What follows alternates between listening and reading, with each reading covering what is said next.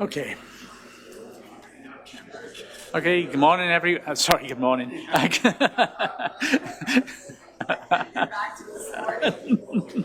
Good evening, everyone. This is a regular meeting of council. Silence, please. We're going to start. It's on. Okay, thank you.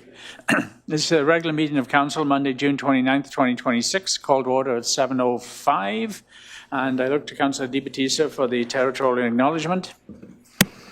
Thank you, Chair. We wish to acknowledge that the Saanich people on whose traditional territory we live, we learn, we work, and we play. Thank you very much. We move on to item 3, which is introduction of late items, and we got quite a few changes. We've got late items number 6B, 7B, 8A, 8C, a further one at 8C, another one at 8C, 10A. We've also got 11B, and we've also got further changes to item 8B2 and item 11E and item 12D. Plus what we have as late items is also approval of 3 late items that include late item to the rise in report from the camera meeting of council dated June 29th, 2026, making them items 13B, expiration of lease agreement and CFIA for the pavilion building, and item 13C, which is public information regarding the officers bylaw, and 13D, officers bylaw and related matters. And when we look for the so those are all late items, and when we do the approval of the agenda, so before I go to the addition to the approval of the agenda, I look, are there any other late items? Thank you, just to the Chair. Just in regards to 11B, I realize we're moving 10 forward. I'm just wondering if we should still have something under new business later in the agenda and that I could move 11B into that, or whether you're happy to stay it as 11B under correspondence where we can still discuss it. Okay. Sorry? Oh. I don't want to move it too far ahead in the agenda, but I just think 11B, which is the housing report, I think we should actually have that as a new business item to discuss. Okay. So I'm not sure if we would create a new 11 and make it 11A and then move all correspondence into 12, if that makes. Stop? Makes sense? It does to me. Okay. Then I would make that motion as well to add that to the. Okay, thank you. All the changes. Thank you, Chair. Yeah. So now we'll look for if there are no other late items, look for approval of the agenda as we've just previously stated, but also variances to the agenda to bring forward the following. We're bringing forward item 7A and 7B, petitions, delegations and presentations to item 5A and 5B. We're bringing forward item 13A, 13B, 13C and D, rise and report to items 6A, B and C and D. And we're bringing forward item 10, motions and new business, to make item 7, except for what Councillor Di Battista was saying. And then when we got the public participation period becomes item 8, and all the other items drop to, right after that. So I look for a motion to adopt the agenda with late items and variances. Councillor Stark? Seconded? So moved. So moved. Seconded? Councillor Sanjeev, questions, comments? Councillor McClintock? Yes, thanks, Mayor. As far as Councillor Di Battista's motion to move everything from 12 or from 11 to 12, my motion was going to be to move item 11D to, no correction, from 12A to 11D. So if my understanding is that all correspondence now includes correspondence for council information. Would that be correct? No, the intentionality is to pull out 11B, which is the Housing Minister's report, and make that new business, which would actually now stand as 11, and that correspondence as it's presented, which would be 11A, C, and D, would still be correspondence that have an option for staff direction, and that correspondence for information would then become 13. Okay, thanks for that explanation. Then I'd like to move item 12A to 11C now. Okay. Do you want me to second that? Well, it wouldn't be a second. We've got a motion. Okay. Staff, is it okay if we just make that change? Okay, thank you. So we have a motion, seconded. Any further questions? Those in favour? Unanimous. So now we move on to item 5, which is now the petitions, delegations and presentations. Would you like to, please like to come forward? It's not public, is it public participation? It's going to be later. Okay. Oh, no, it's not public participation, not yet. Sorry, this is, we brought forward petitions, delegations and presentations, which is Artsy. artsy. RC and then Memorial Park. Yes. Do we have artsy here? Is no? Is Memorial Park here? Thank you. All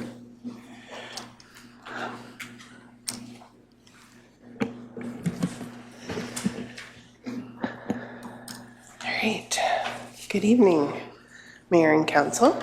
I'm pleased to be here tonight to provide a report of our 2025 activities. And first off, I'd like to acknowledge the members of our board who are here. So Del Elgersma, who's our board chair, Catherine Kreiser, and Dan Pagely. So it's a contractual obligation that I appear before you once a year to shine a light on our financial situation and highlight our benefit to the community. But it's important to me that I provide information to you and the taxpayers of North Saanich that is both interesting and useful. So let's start with the financial information. We continue to operate on solid financial footing. We've achieved an average net income before interest and amortization of over $278,000 for the past 3 years. That net income has been allocated to address capital deficiencies and fixed asset upgrades that have been necessary due to the age of our building, which is 25 years old this year. The funding we receive from the District of North Saanich is essential for our sustainability, and we're grateful to have an agreement in place for annual base funding to support the Mary Winspear Centre. We have a strong team in place at both the board level and staff to ensure we are making wise decisions with respect to the community assets we're tasked with caring for, namely the Mary Winspear Centre and Blue Heron Park. Our financial decisions are consistent and transparent, and risk is managed appropriately. The two major capital issues that we've been unable to fund to date are replacing our roof and HVAC system. We don't currently have heat in all areas of the building, and we only have air conditioning in room 2 and the theatre. We can confirm that climate change is real, and it is affecting staff and patrons in the centre. When Canadian Blood Services operate in the Bodine in the warmer months, they need to rent and set up a whole air conditioning system that takes a few hours to regulate the temperature. Obviously not ideal. As for the roof over the theatre, we had a fairly catastrophic failure in November of this year when there were high winds and a downpour of rain. During the matinee, the roof failed and people in the audience started getting really wet. This was the description of the show that happened to be on stage at the time. When catastrophe strikes at James and Jamesy's Christmas tea party, flooding the world with tea, the duo conjure wildly funny solutions to stay afloat and sweep the audience out to sea in a jolly aquatic escapade, brimming with whimsy, action, and ingenuity. The audience at first thought, for real, that it was an immersive experience. And the artists on stage really leaned into that interpretation. But ultimately, we had to move people to new dry seats, but it was a sold-out show, so there weren't that many. Some people were too wet and cold to stay for the remainder of the show. Staff had to go out in that absolute horrible weather on the roof with a tarp and sandbags to stop the leaking because we had another show that evening. We ended up having to give people refunds, and it was an embarrassing situation. The tarp and sandbags are still there. So obviously, we really need to focus on the roof. So while we're hopeful that we can secure funding for the roof and the HVAC system, we are exploring options for fundraising and some other upgrades on our wish list. Consultants have just completed a fundraising feasibility study to see how much support there is in the community for a fundraising campaign. Our ultimate goal is to ensure that the Mary Winspear Centre is able to serve this growing community for the next 25 years. Of note this year was the passing of the CRD's Performing Arts Facilities Service Bylaw for the purpose of operating and funding regional performing arts facilities, of which we are pleased to be one of 3. So we will be receiving capital and operational funding for the Charlie Waite Theatre starting in the CRD's fiscal year 2027. We are looking forward to our 25th anniversary party that will be held on Saturday, September the 19th. The celebration will include entertainment for kids and adults, food trucks, and participation by many local organizations. I hope everyone can make plans to attend. The Mary Winspear Centre continues to provide space to a large number of community groups for meetings and events, including the Saanich Peninsula Arts Council, Sydney Probus, Saanich Peninsula Probus, CFUW, Peninsula Newcomers, Sydney Anglers, the Camera Club, Shoreline Medical, Saanich Peninsula Community Foundation, Rotary, and Artsy. I thought they were going to be here to present tonight, so I wanted to give them a shout out because we are hosting their Art of Living event in March. Looking to the future, I wanted to spend a bit of time discussing Blue Heron Park. Having demonstrated our ongoing stewardship of Mary Winspear Centre, it's time to turn more of our attention to Blue Heron Park.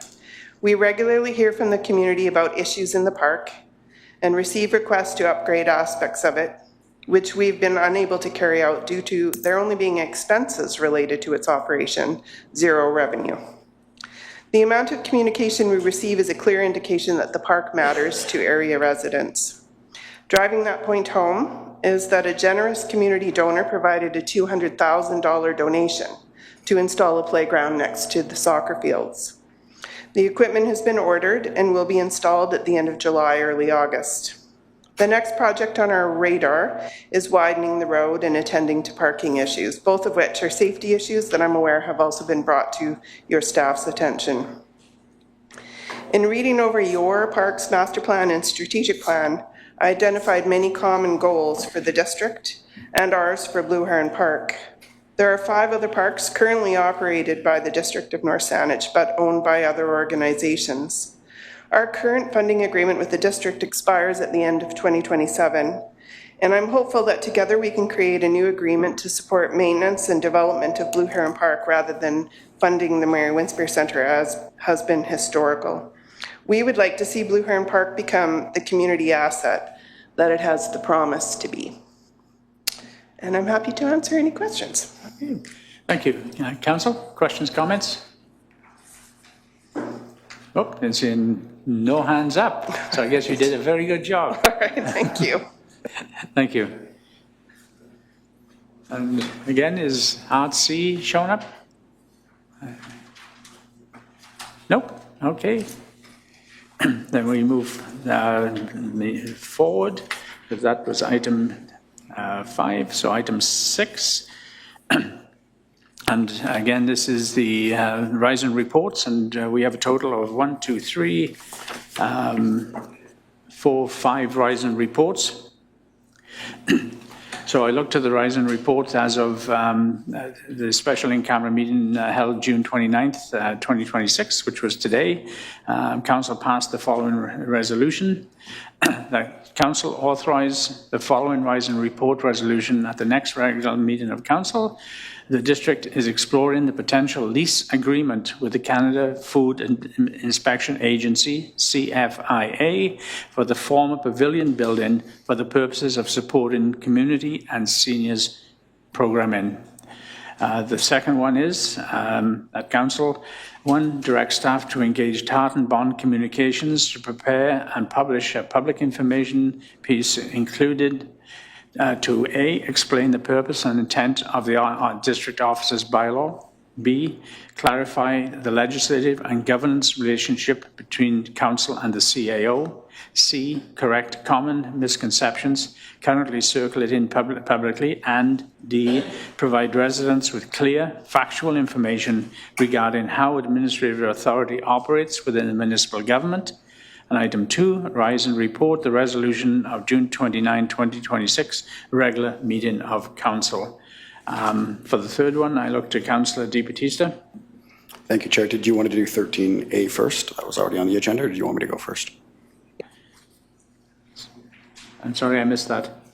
There was 2 that were 13A that were already on the agenda. Did you want to do those, or do you Yes. want to do those after? We'll do them. Okay. Yeah. Okay, the council direct the mayor, or sorry, did you want to do yours first and then I'll do this Yeah, one? I've come to you just on this one, then I'll go back to to items A, which is the council appoint Kathleen Harrison, and the other one, which is direct staff to schedule. Okay. Okay. Thank you. That council direct the mayor to rise and report on the following, including the timeline regarding the adoption of the officers' bylaw and related matters at the regular meeting of council on June 29th, 2026, as follows. Council recognizes that there has been a significant public discussion regarding the adoption of the officers' bylaw and related matters. We also recognize that in the absence of complete context, questions and differing interpretations have emerged through committee discussions, public commentary, and on social media.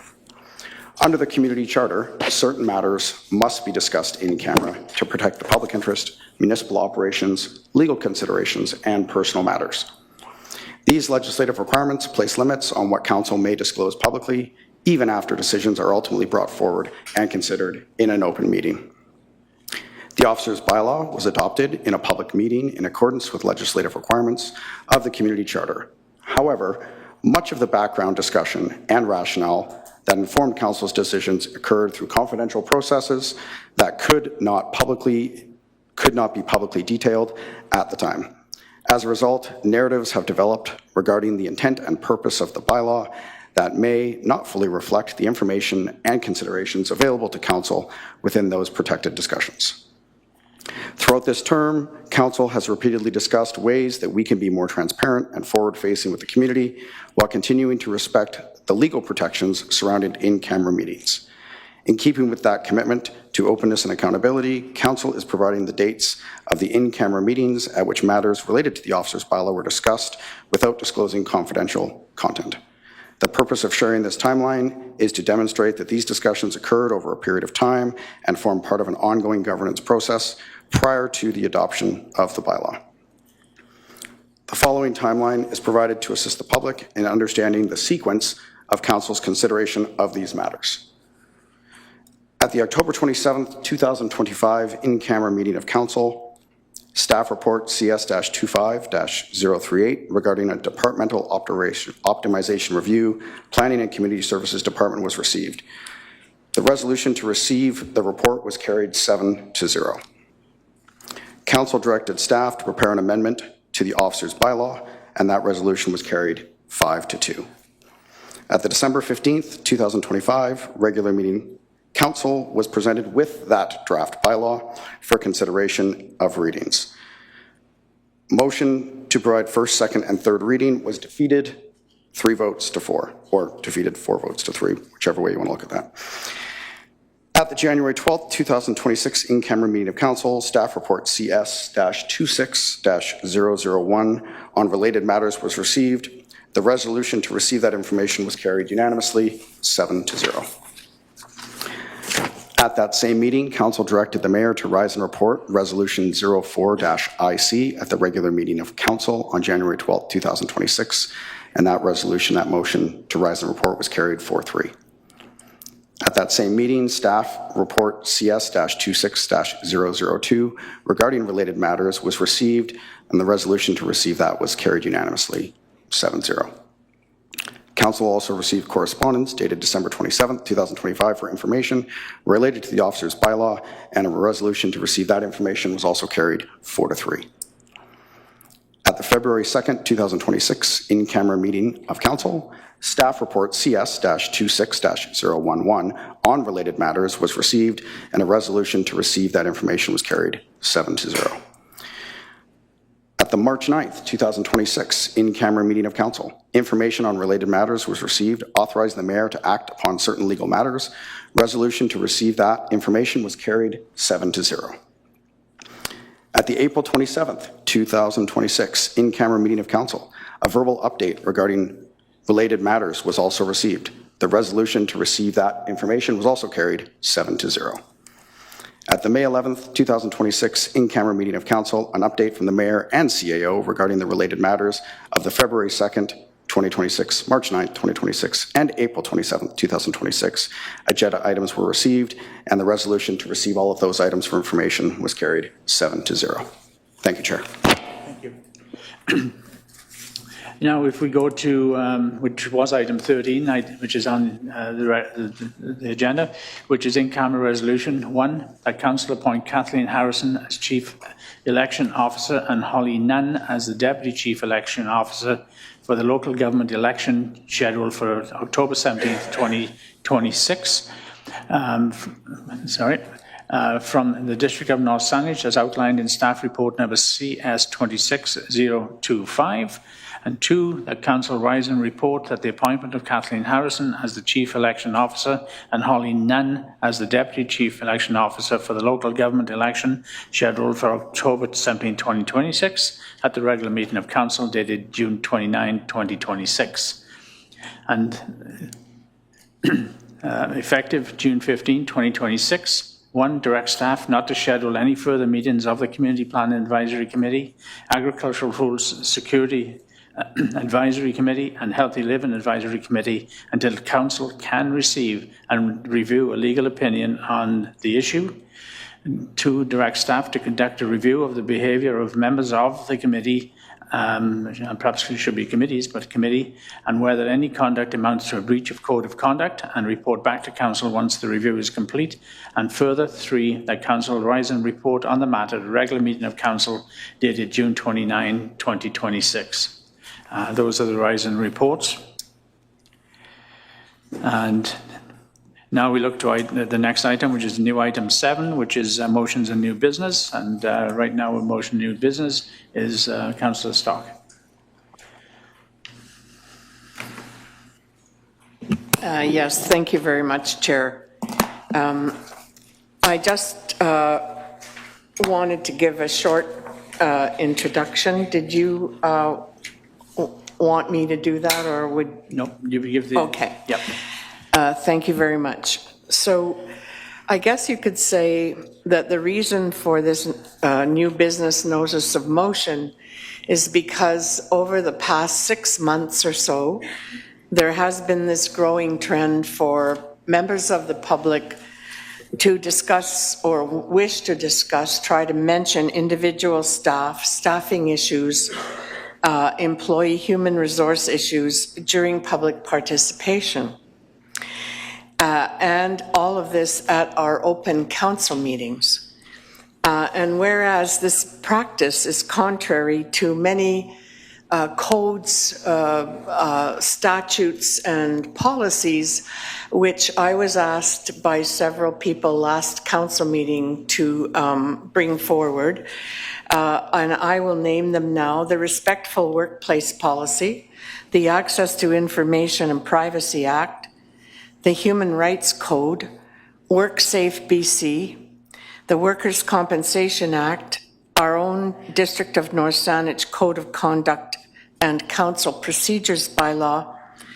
And so not only are these statutes and policies in play when you're talking about staffing and human resource issues, but also to have anything about someone's employment discussed in a public meeting may be harmful to the employee or employees, because as you can imagine, most of us wouldn't want any of our employment to be discussed here in front of all these people.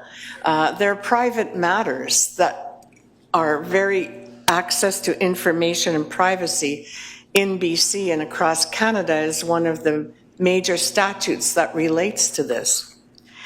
So after those whereases, what I think we should do is therefore it should be resolved that the District of North Saanich will issue a public announcement outlining how this type of discussion or comment will not be tolerated.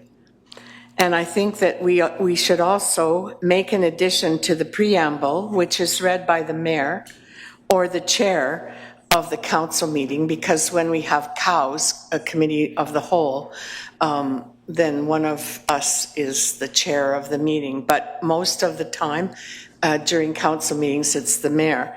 So this preamble would now contain an addition, a statement that public comments must focus on policies. If you have an issue with policies or our projects, capital projects, or otherwise, if you have an issue with bylaws or you want to discuss something related to a new or amending bylaw, and also, of course, agenda items. But members of the public will not be permitted to refer to or speak about specific staff personnel issues at open council meetings. Disparaging, attacking, or reflecting negatively on staff is considered a breach of meeting decorum and will lead to a meeting recess, and this has happened at other council meetings in BC, or the speaker being removed. Usually councils try to just have a recess because that's a lot more diplomatic than trying to remove a speaker from the room.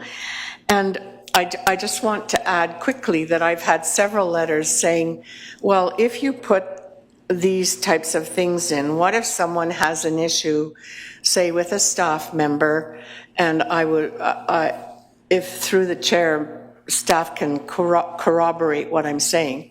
But say somebody here in our residents, one of our residents thinks they haven't been treated politely or properly by staff, then that's not something that you raise at an open council meeting, but you go to see the CAO or our corporate services director or our human resources manager, and you say, my name is so-and-so, I live at this place, and I was here on June the 12th, and I wasn't treated properly, and I'd like to make a complaint. And that's how you do it. You don't bring those things up in public, at public participation. There are many other venues you can write or email the CAO or our corporate service officer or the human resource director, manager. But that's where you deal with issues that you may have as a member of the public, as a resident of North Saanich, with our employees. So that is my motion, Chair and Mayor.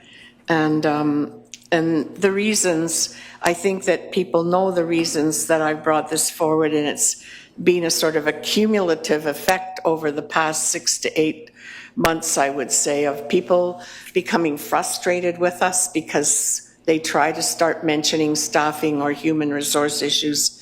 But these are the reasons why we can't discuss private staff issues or human resource issues, or if you think someone's not performing properly or was impolite, those have to be raised in private. They're privacy concerns. Thank you very much. Just a question. Obviously, we're asking staff here to do some work. Do you have a date by which council should come back to council by? Or perhaps we can ask staff.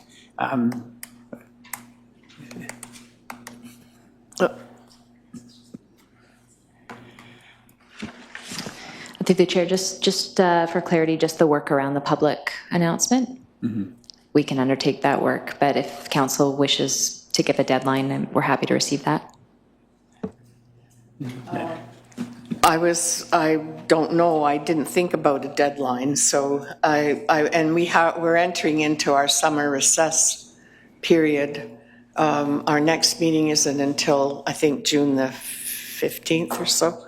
So I don't know if that's too soon, or maybe there's also a meeting in August, one meeting in August. Perhaps we could ask for that, because I know also people are on summer holidays, staff, July and August are usually months when people are away at different times, so I'm not sure I would take direction from staff. What about our best efforts for the August council meeting? Yeah. Through the chair, we will endeavor to have it complete before the July 13th, our next regular meeting. Okay. Oh, okay. Thank you very much. Thank you. So we have a motion on the floor. Do you have a seconder? Councillor Di Battista. Okay. Questions, comments? Councillor McClintock? Yes, thank you, and thank you for bringing this forward, Councillor Stock. We've all been in the council chambers when things got a little heated as far as public participation was taking place.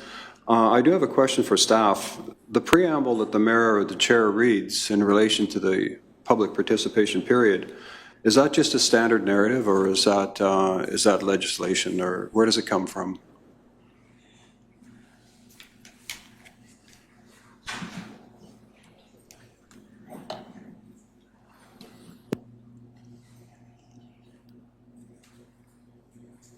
And my only reason for asking that is, can it be amended? And if it can be amended, fine.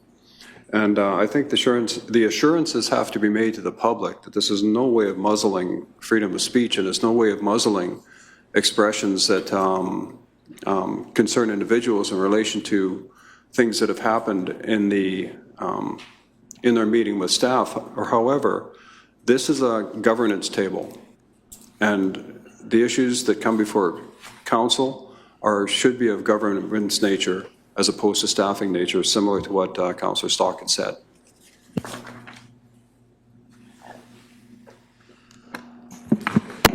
Through the chair, thank you. So the statement that the mayor reads is something that has been collaboratively developed between staff and the mayor, and it's not bound by the council procedure bylaw. And the mayor can, from time to time, change or update that statement or the mayor or chair as they see fit. Thank you. Thank you. Council, questions, comments? Councillor Di Battista? Yeah, thank you, Chair.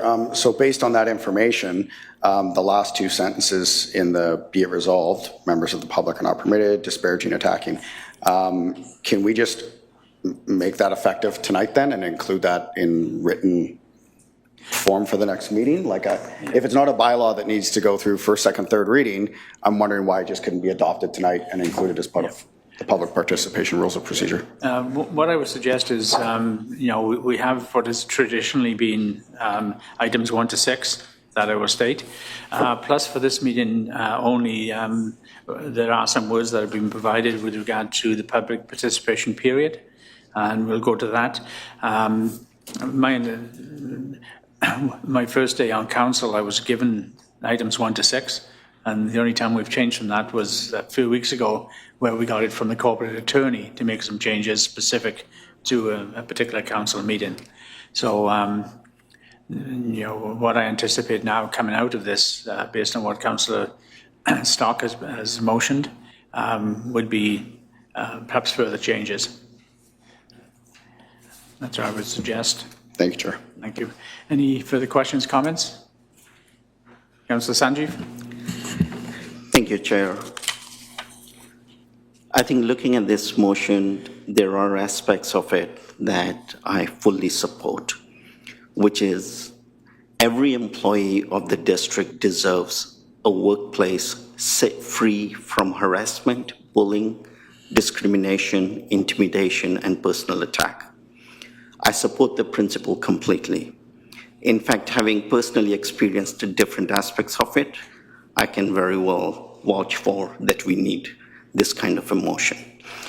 However, there are some significant concerns that are raised. First one, my concern today is not about the objectivity of this motion. It is with the way it has been drafted. Local governments operate on two equally important principles. One is respectful workplace. The other is democratic accountability. As councillor, we ought to protect both. The proposed motion does not adequately distinguish between criticism of government actions personal attack and personal attacks against employees. They are fundamentally different things. The residents may be able to say that a staff report is incomplete. Would that be considered as being disrespectful to staff or attacking staff?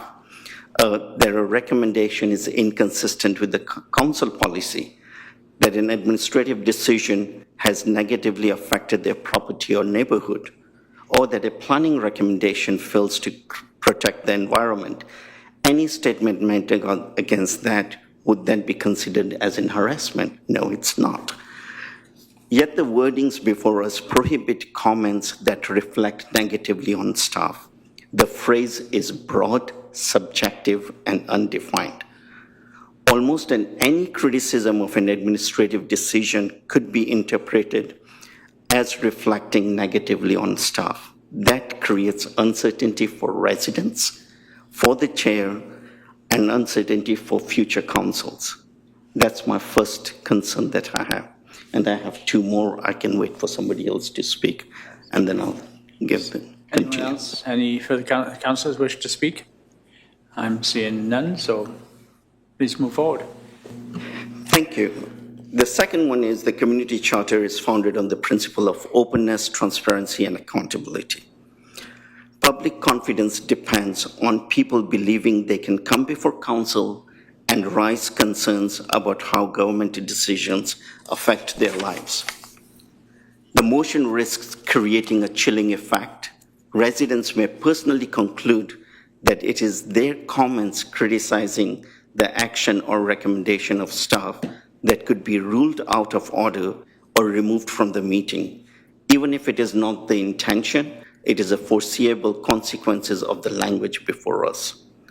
My third concern is that we are already possessing significant authority to deal with improper conduct. Our procedure bylaw allows the chair to maintain order. Our respectful workplace policy addresses bullying and harassment. The law already protects employees from discrimination and workplace harassment.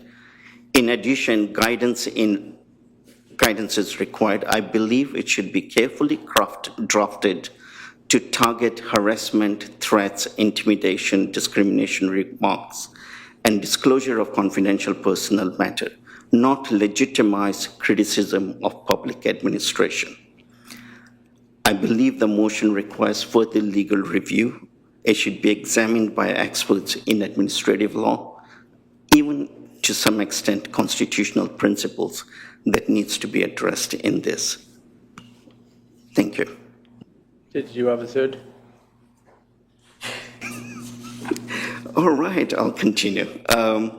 So we must ensure, that's part of the third and ending towards it, we must ensure that any restriction on public participation is carefully tailored, legally sound, and proportionate. I would welcome a revised motion that protects the staff from abuse while explicitly preserving the public right to comment on policy reports, recommendation, administrative decisions, and their impact on the community. I will stop at that. Thank you. Thank you. Councillor Stark? Yes. Thank you very much, Councillor Shrivastava. So I think that you've kind of overstated.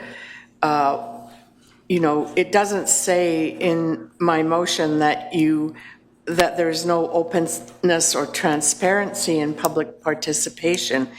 What we're talking about here is human resource issues, employee issues, staffing issues, and individual staff members.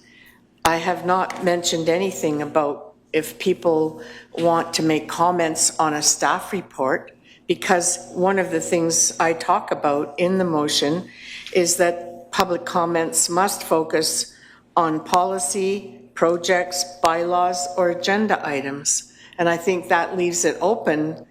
You could say, I think that report by staff is wonderful, or I think there's something missing from it.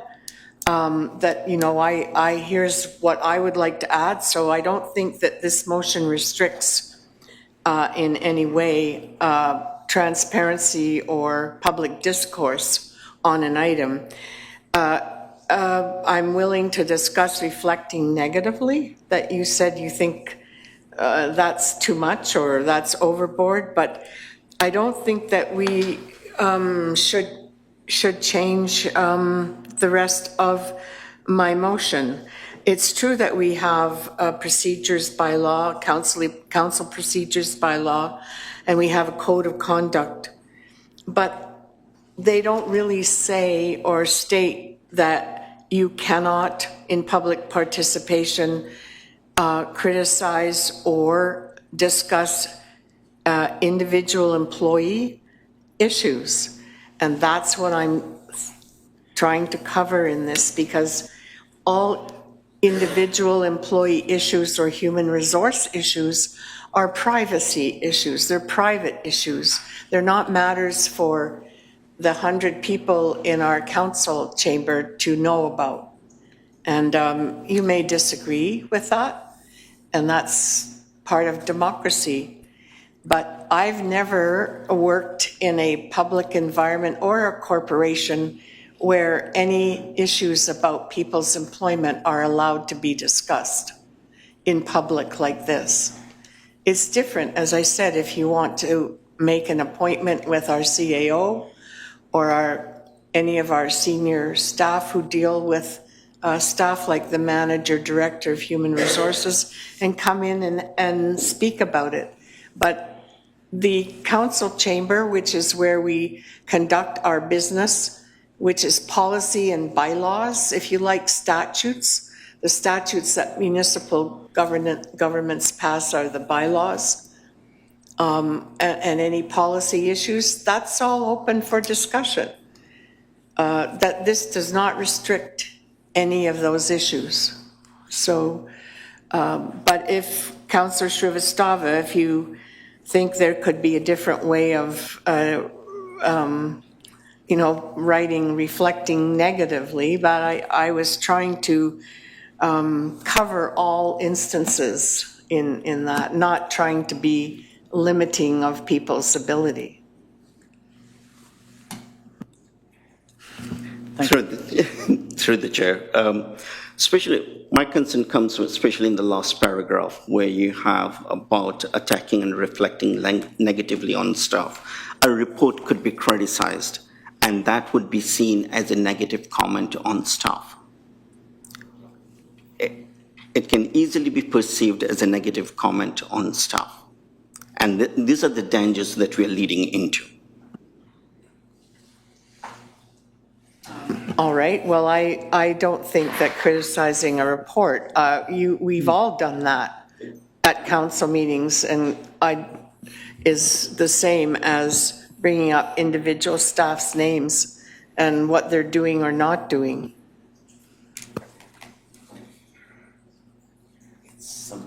Okay, Councillor McClintock? Yes, thank you. I think we can get down to the minutiae of all this all night long, the what ifs and could be's. However, I think that Councillor Stock's motion is general enough that we will have enough parameters that we won't, of discussion in public participation, that we won't have to go down that road. I think it's reasonableness too. And that's what we have to be here.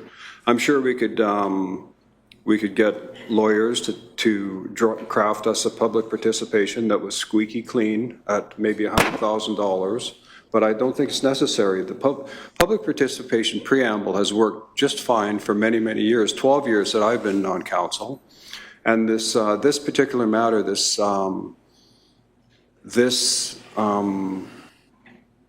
hasn't come up before. I don't know why it has, but it has. However, I think just modifying it a bit would still be within the right of this council, and I think to do a service to the public as well. Right. And perhaps I could suggest the motion is asking staff to come back to council again. And what you may want to do, Councillor Sanjeev, is talk with staff, talk with councillors.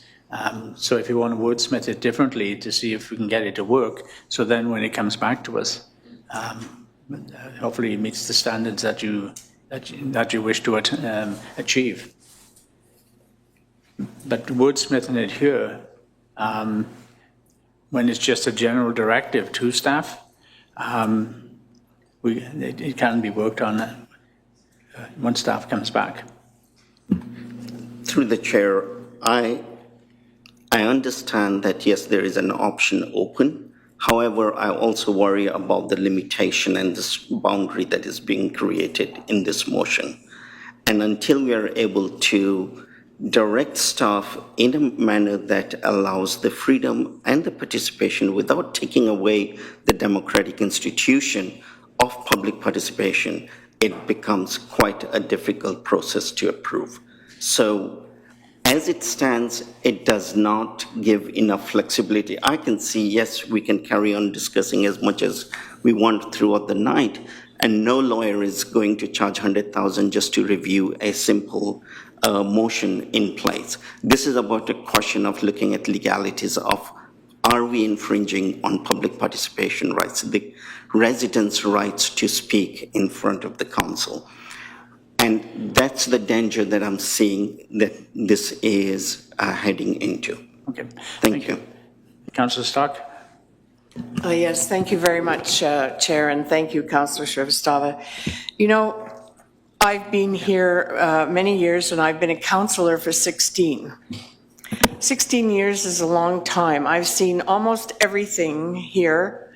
I have never seen, until, as I said, the last 6 to 8 months, people bringing up all of these staffing or human resource privacy issues. And so we've never had to change the preamble or never had to even think about it for all these years because we didn't really have a problem. Sometimes, I think maybe once when Mr. Buchan, Rob Buchan, was the CAO, we did have someone try to mention something about staffing, and he shut them down right away. And that was probably about 15 or 14 years ago. So I'm not someone who's against freedom of speech. Of course I'm for freedom of speech and democratic rights and transparency.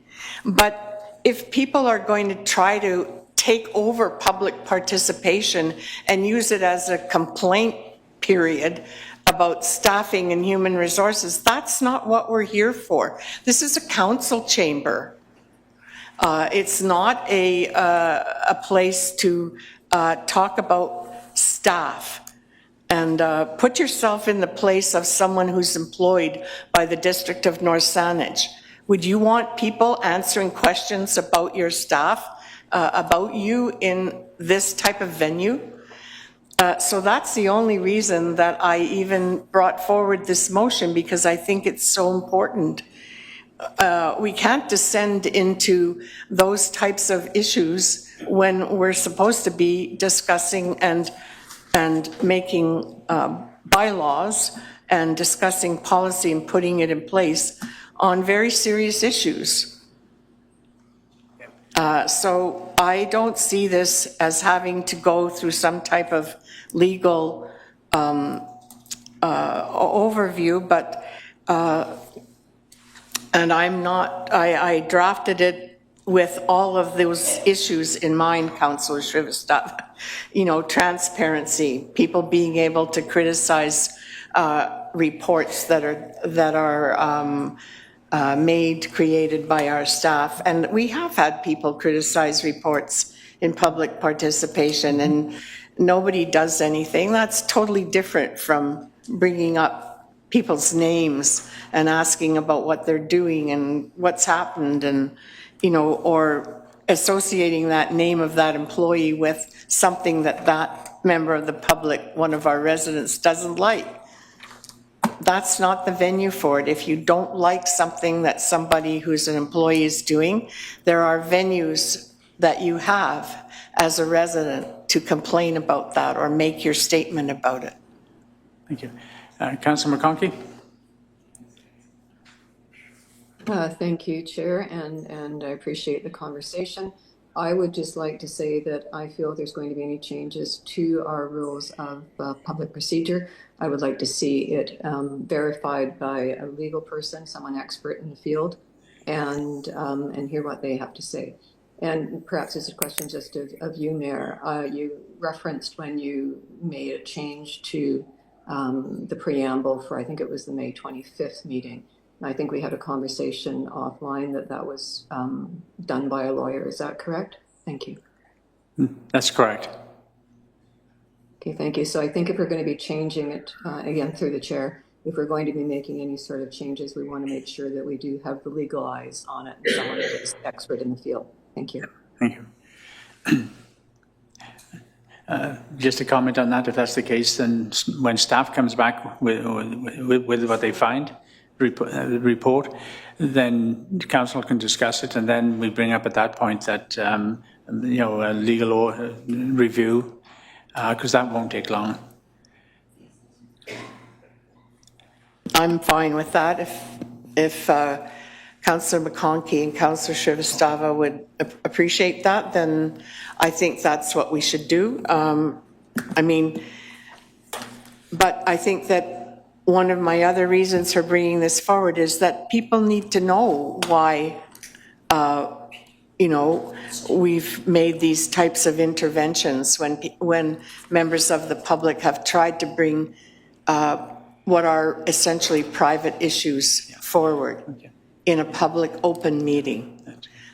So should I make a motion? No, not yet. We've got a new speaker, which is Councillor Marshall. Yeah, thank you, Chair. I appreciate the clarification around the rules of participation when they were changed before. I know you said that we did seek legal opinion on that as well. So I would like to see it for this motion as well. I'm just wondering, I don't have it in front of me, but I'm wondering if there's a way to add that to this motion, or are we just asking that when staff returns that we will then ask for an additional legal opinion? And then I just wanted, just for some clarification, I understand if somebody is concerned about something, certainly they can speak with the CAO, but I wonder if we can have a little bit of clarity when we're talking about personnel issues. It's my understanding that you still can't go to the CAO and ask for HR information and personal information when we're talking about staff. So certainly if somebody's concerned, they can speak with the CAO, but it's those same parameters apply. Is that correct? That's correct. Yes, that's correct. That's right. So the crux of where we are right now is that do we allow the motion to be voted on the way it is, and then when staff comes back with a report, we can assume the vote was positive. I can then come back with a report, and then we will discuss it in council again, and then part of that will be a motion to get a quick review by an attorney and see if it meets the requirements. If council doesn't want that, then we'd have to do, I would say, an amended motion, and we'd have to have a separate vote on that to add it. But the first thing that would have to come, I believe, is that do we have the vote, is based on when the motion is on the floor, we take a vote of that, and staff, you can tell me, then we can do a second motion to add. Yeah. Councillor Di Battista. Just through the chair, just for simplicity and keeping this timeline short, given that we are going into the summer months, I'm wondering, and I'm happy to make the amendment that we can vote on, is that during staff's review that they Get legal advice. Conduct a legal review or have a legal review conducted before bringing it back to council. That's right. So we have an amendment on the floor. Seconded? Well, Councillor Stark? Yeah. Okay, so we have amendment on the floor. So any further comments on the amendment? Through the chair, just some clarity. So we are accepting the motion and we're saying that the staff will get legal review. No. We've got the amendment to vote on first, and if the amendment is yes, so then we vote on the main motion. Could we please repeat the amendment? Just as part of the review process, staff will undertake a legal review of the amendment to the public participation rules. Would the legal, and then report back. Thank you. Through the chair, would the legal review be made available to the public or to the council? No, legal reviews are protected by in-camera. Yep. Okay. They have solicitor-client privilege. Okay. All right. Okay, so again, any further questions on the amendment? I see none. Those in favour? Those opposed? I'll take that as unanimous. And now we move to the main motion as presented by Councillor Stock. Sorry? Someone speaking? Somebody said it's not unanimous, but maybe I didn't see it. I saw hands down. So hands down means you voting in the affirmative. So to actually oppose, you have to put your hand in the air. And I did not see any councillor do that. Okay. So now we got the main motion as presented by Councillor Stock. Again, any further questions, comments before we look for a vote? Through the chair, I just want to be assured that this motion will broaden the perspective and not restrict public participation towards reporting on staff comments, staff report. So in the revised motion, I would like to see that comments on policy report, recommendation, administrative decision, and their impact on community are preserved in this report, in this motion. I appreciate what you're saying. You can certainly put forward any motion of your own. But it doesn't change what you're saying is because when staff comes forward to us after it's been reviewed by council, if you're still concerned about that, that's when you look at it. As it states, I will not be in a position to support it when it comes back. Then I will think of it. Councillor Marshall? Sorry, and just to clarify, we're voting on the main motion as amended, correct? Yes. Oh, sorry, didn't I say as amended? You're correct. So the main motion as amended. Any further comments? Yes, as amended. Thank you. Thank you, Councillor Marshall. Look for a vote. Those in favour? Those opposed? Motion carries 6-1 with Councillor Sanjeev in opposition. Now we move on to the next item, and I better make sure that's motion there. So now we move finally on to public participation period. And I'll go through what is here right now, which is rules of public participation. Persons wishing to address council must state their name and municipality of residence for identification and also the topic involved. Questions and comments must be on topics which are not normally dealt with by municipal staff as a matter of routine. Questions and comments must be addressed through the chair and answers given likewise. Debates with or questions of individual council members will not be allowed. No commitments shall be made by the chair in replying to a question. Matters which may require action of the council shall be referred to a future meeting of the council. Each speaker during public participation period must use respectful language and refrain from making offensive gestures or signs, and is limited to speaking for 3 minutes unless authorized by the chair to speak for a longer period of time, and 20 minutes will be allotted to the public participation period unless extended by vote of council. Oh, the first person's already up there. Ready to go? Good evening, everyone. My name is Peter Chandler, and I live in North Saanich. I would like to speak to the Rise and Report resolution that prevents the 3 advisory committees from meeting. I am the chair of the Agriculture and Food Security Advisory Committee. I, like the 20 other community volunteers who serve on these committees, was invited by this council to review matters as directed by council and provide advice.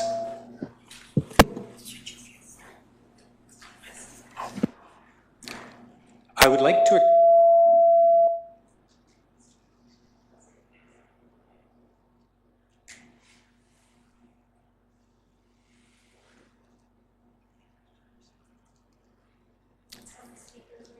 Okay, I'll try. Is there any suggestions? Okay, thanks, Lindsay. Okay. I would like to acknowledge the contributions of these volunteers and thank them.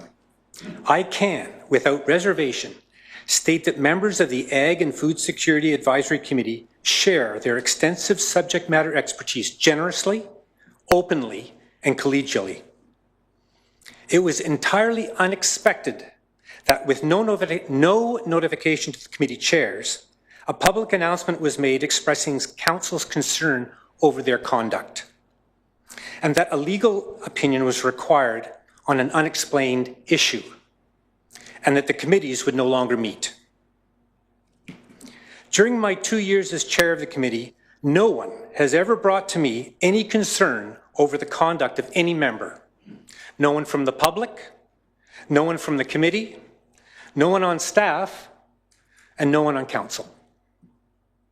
As it stands, this resolution stops the work of our committee advising council on agriculture indefinitely. The work of the Harvest Hub Working Group is in limbo.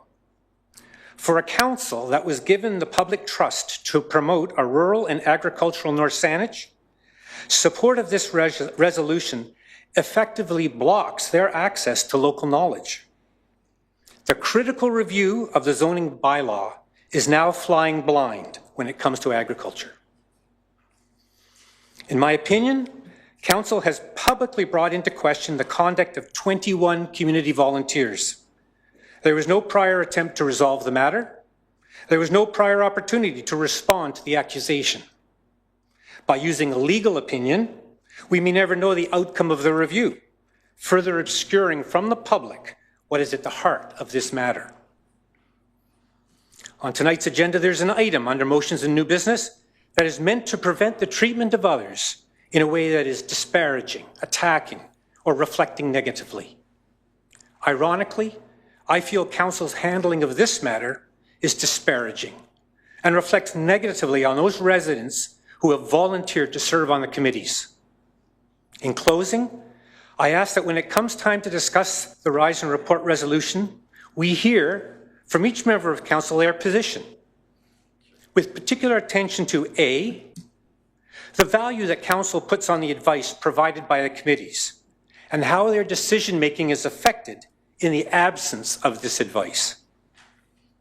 And 2, B, how this resolution impacts, I want their position, their understanding on how this resolution impacts the 21 committee members who have been asked by their families, their neighbors, their co-workers and others why this council believes that a legal review is required of their conduct. Thank you.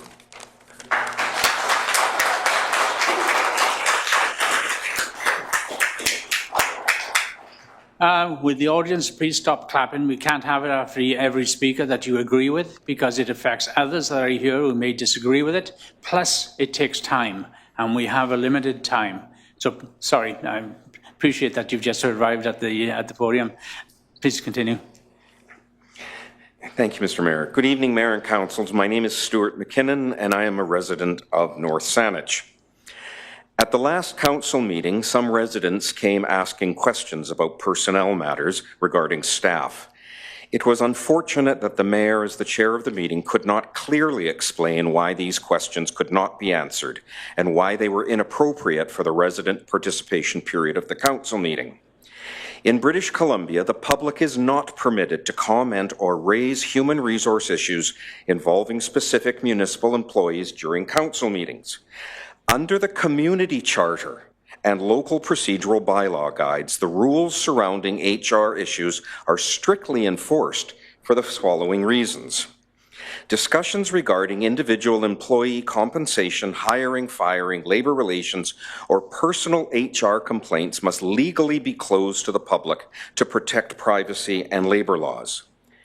If a municipality voluntarily offers a public question or comment period during an open meeting, speakers are strictly prohibited from discussing specific personnel matters, complaints against staff, or confidential legal or labor issues. If an elected official or member of the public attempts to breach these confidentiality rules at a public meeting, it can result in legal liability for the municipality and censure for the council member. If the public has a legitimate personnel complaint or HR-related concern, the correct procedure is to submit it in writing directly to the municipality's Chief Administrative Officer, the Director of Human Resources, or the corporate officer, rather than bringing it to the council floor. This is clearly stated in the Community Charter. These guidelines are easily available and should be at hand for anyone chairing a public meeting. Thank you. Good evening. My name is Diane Reif. I'm a resident of North Saanich. I'm finding it troubling that on the same agenda as item 10A tonight, which seeks to protect staff from public criticism and discussion of identifiable personnel matters, Council has chosen to publicly announce that it is investigating the behavior of identifiable volunteer advisory committee members for possible breaches of a code of conduct. These committee meetings are recorded and are publicly available, making the volunteers readily identifiable even though they are not named. Council's own respectful workplace policy expressly applies to volunteers and other employees of the municipality and recognizes that confidentiality is a fundamental to any complaint process. The policy states that respondents have the right to be informed of the allegations against them, to be given an opportunity to respond, and to have confidentiality maintained throughout the investigation. Yet, Council has publicly announced a review into the conduct of identifiable volunteers before any review has been completed or findings made. I also question the process Council has followed. The published resolution states that Council directed staff to suspend committee meetings until it could receive and review a legal opinion. At the same time, Council publicly announced a review of volunteers' behavior for possible code of conduct breaches. Had Council received and reviewed the legal opinion before making that public announcement? If so, when? If not, why was it appropriate to publicly disclose an investigation into identifiable volunteers before completing the legal process Council itself considered necessary? I therefore ask Council to explain how this public disclosure complies with its own respectful workplace policy, its obligations regarding confidentiality, procedural fairness, and the protection of personal information. If these protections are important enough to be embedded in district policy, they should be applied consistently to everyone the policy is intended to protect, including the volunteers who generously give their time to serve this community.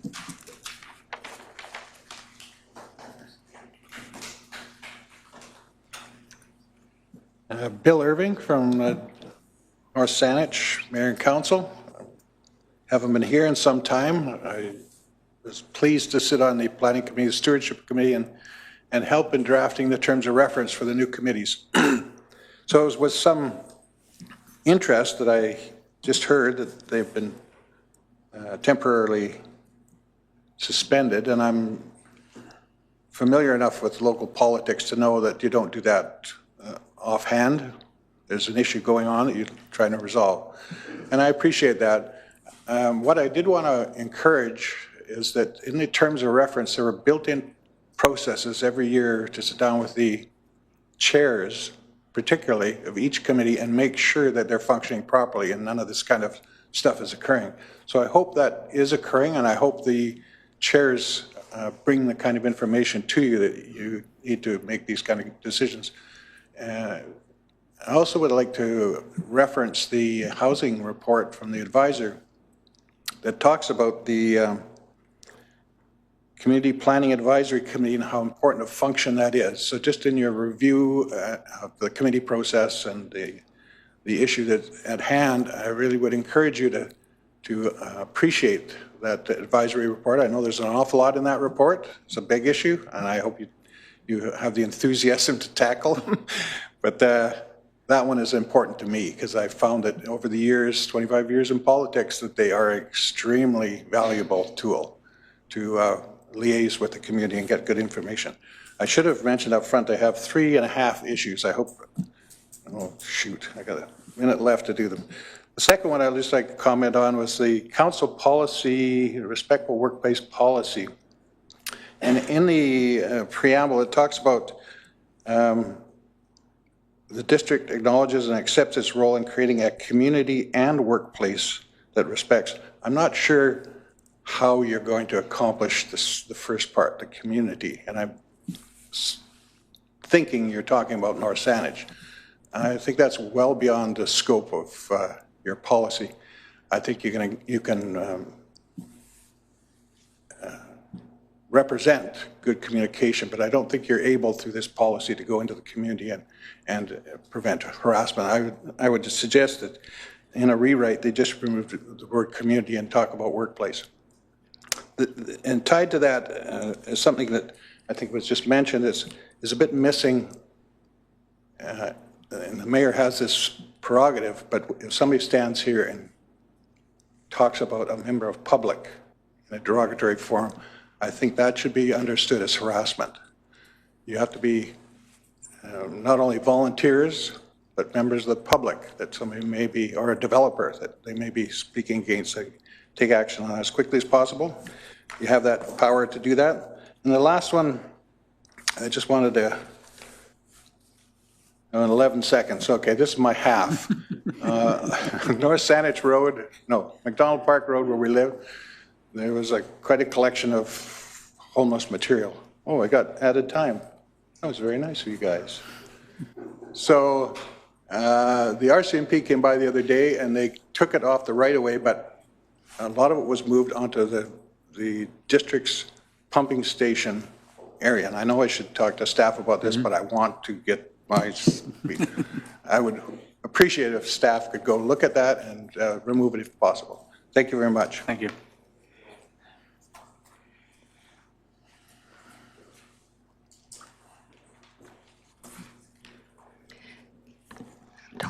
Good evening, Mayor and Council.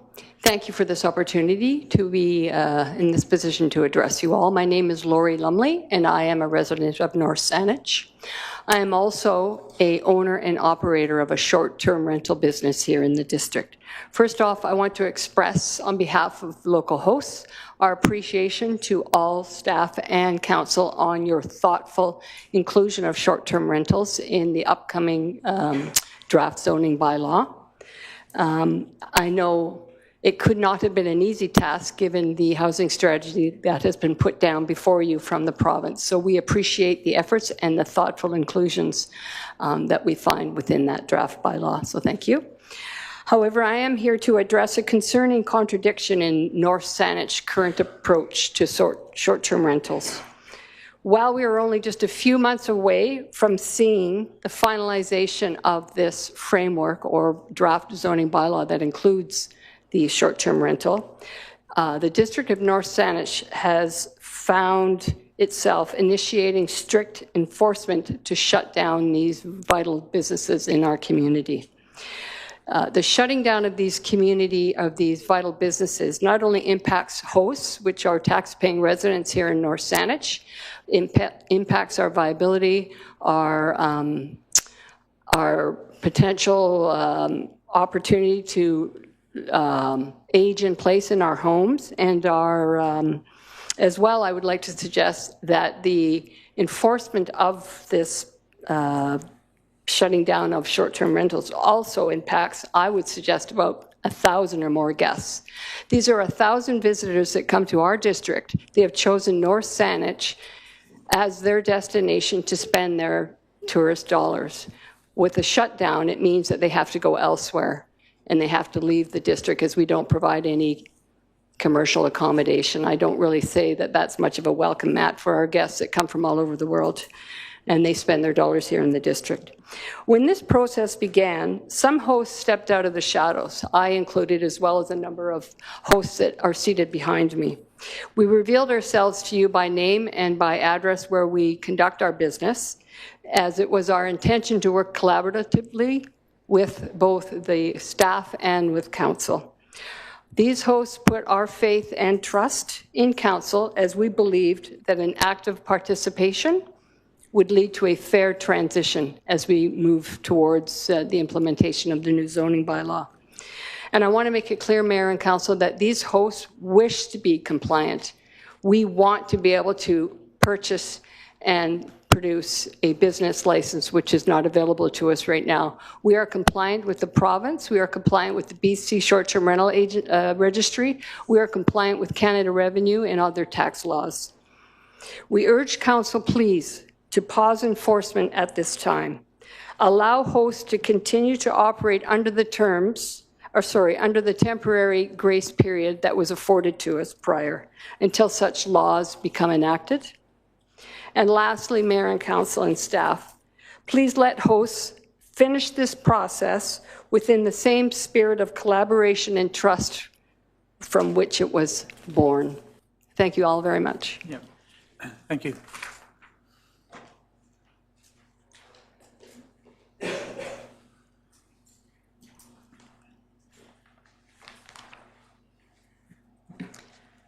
Susan Chandler, North Saanich.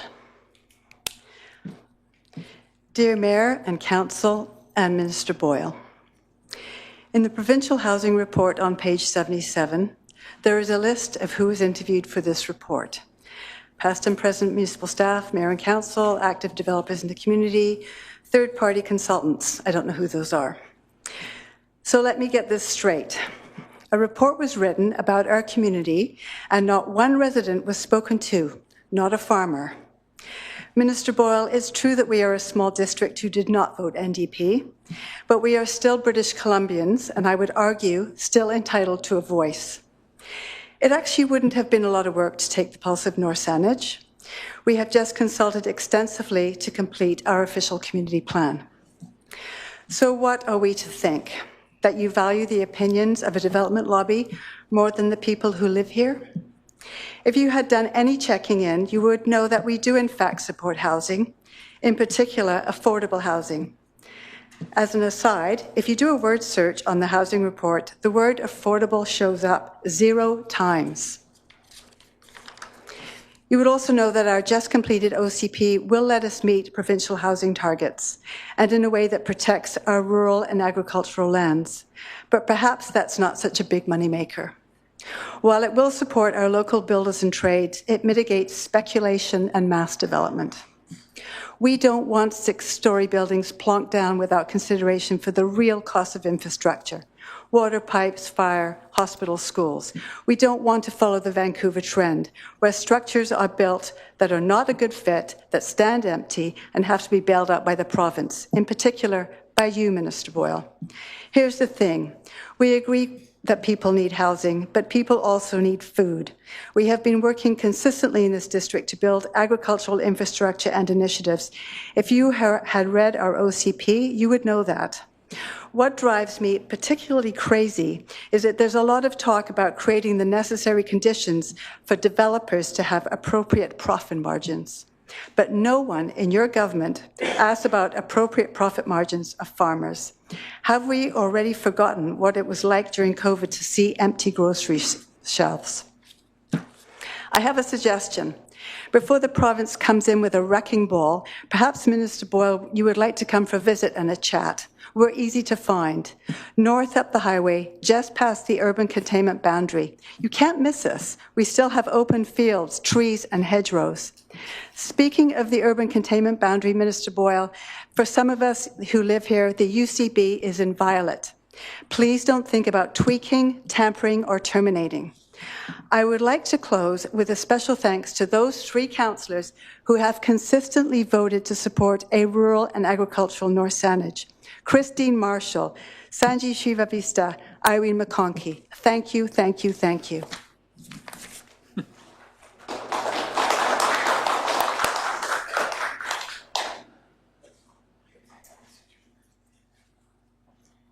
Good evening, Mayor and Council. My name is Donna Rutten, and I'm here tonight because I care deeply about the future of North Saanich. I chose to make North Saanich my home because it is unlike anywhere else in the capital region. It is a community that values rural living, agriculture, open spaces, environmental stewardship, and carefully planned growth.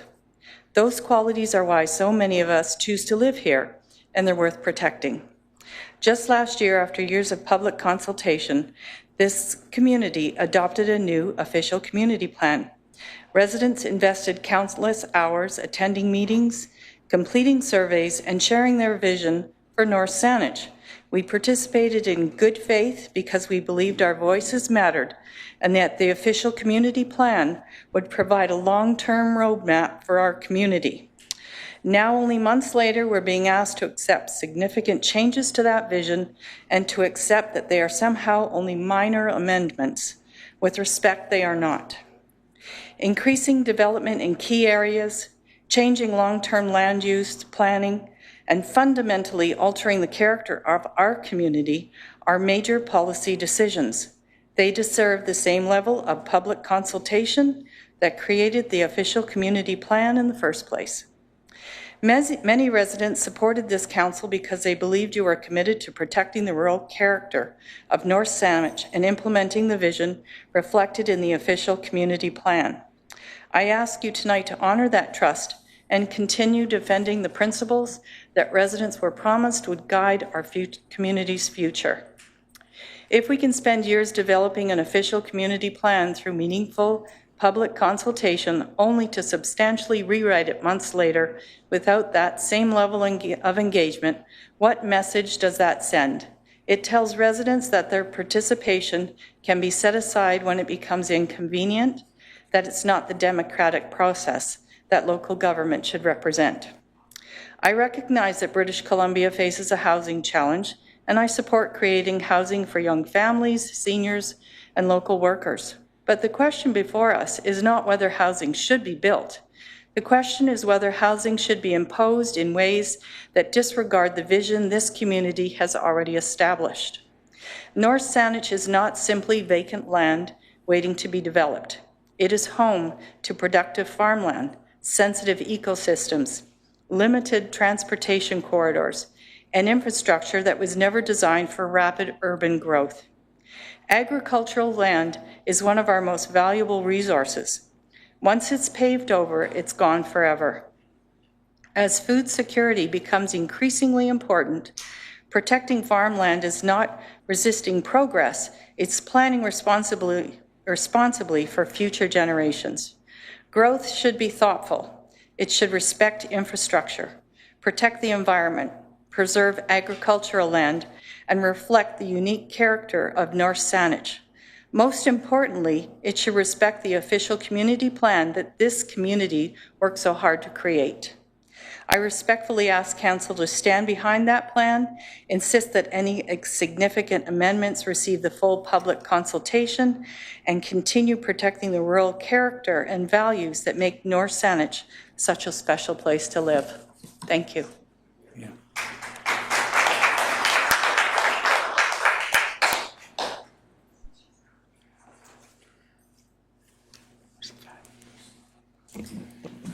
Good evening, Mayor, Council, and residents. My name is Lorraine Solmer. Sorry, just to interrupt. Can I make a motion to extend public participation? I just don't know how many other people want to speak. Do you want to do? Sorry. Sorry, how many more people would like to speak, just so we know how? Okay, 1, 2, 3, 4, 5, 6. 20 minutes. 20. Chair, I'll make a motion to extend public participation by 20 minutes. Yeah. Secondly, Councillor Stock. Those in favour? Unanimous? Sorry, I apologise. Please move forward. My name is Lorraine Solmer, North Saanich resident. I want to address, improve upon a message that was given by Councillor Stock regarding CFUW, the Canadian Federation of University Women. I also want to let them know that other people, other women are invited to join. I have been a long-term member of the Saanich Peninsula CFUW. Councillor Stock correctly stated that the charter for the organization states that it was founded to aid women to preserve pursue higher education. We do indeed give scholarships to women in all 4 high schools, the Individual Learning Centre, UVic, and Camosun College, including the trades. The Saanich Peninsula Group is one of many across Canada.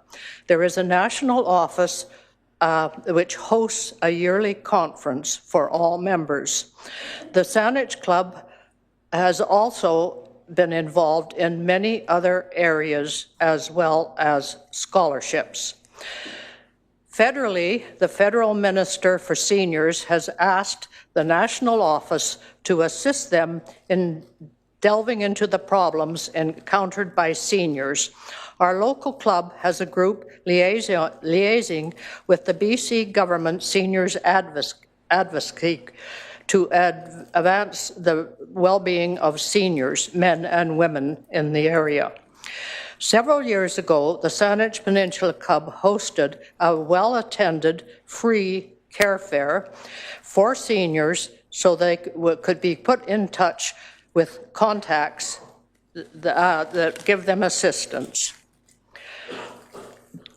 Some of the events that are included in this year's Canadian conference is the study in reconciliation, Indigenous lessons for navigating change and uncertainty.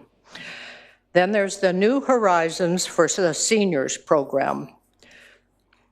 The club in Windsor, Ontario, is raising funds for a project they call the Ukrainian Lamp Project, which provides solar lamps when electricity is disrupted in the Ukraine. The local club won a competition recently to provide books for all in the Independent Learning Centre in Saanich. Our local groups raise money for many other projects and a variety of educational pursuits as well as human rights activities. We have a variety of educational subgroups like the advocacy group and the environment group. And all groups provide input into the arranging for speakers on the many concerns re the environment and other problems facing society at our monthly meetings. Our local group does fund other areas in need in our community. Thank you. But I also would like to give a kudo to whoever's made the improvements to Syhampson Park. I have been away, not attended there for several weeks. I was there for the first time, and it's a very nice improvement. Thank you.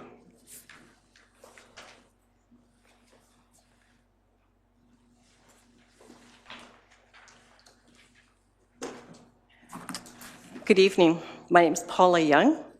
I'm a resident of North Saanich. I wasn't going to speak tonight, but I do want to touch on a couple of things that have come up. I really admire what people, how they envision the community to be predominantly rural, and how they do really value the idea of us having or contributing to, I guess, the breadbasket of the communities in which we live. I do, however, and I'm about to become the least popular person in the room, remind everybody that there is not just a rural North Saanich. There is an urban North Saanich as well, and I live there in a wonderful community of well over 100 houses across from the North Saanich Middle School. We're often overlooked, and I think in some ways perceived as a bit of a pariah, because we don't fit into the ideal of North Saanich as this predominantly rural area. But we do exist, and we are taxpayers, and we have children, and we have old people, and we function really well as a community. So I just want to remind people of that. The other reminder is, while I love the idea of the food, us contributing to the breadbasket, only 5% of the ALR land in North Saanich is actually used for human food production. So it's a real challenge giving the market for land and land prices to actually succeed in that goal. So I think it's just something, as part of the reality check, something we have to face. And while I do not support widespread growth, I do support some development.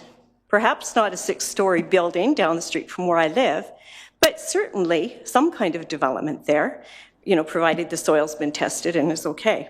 So it was a garage. Anyway, that's all I have to say. Thank you.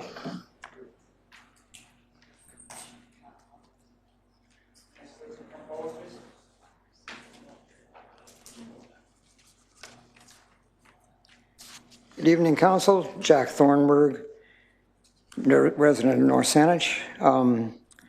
I was going to say a few words about the demise and fall of the late, great advisory committees, but that's already been done. I just wanted to say a very simple message to this council, which does have some power in the province, and that is, please defend our OCP. We all contributed to it. There was much effort, goodwill, and intelligent research that went into it.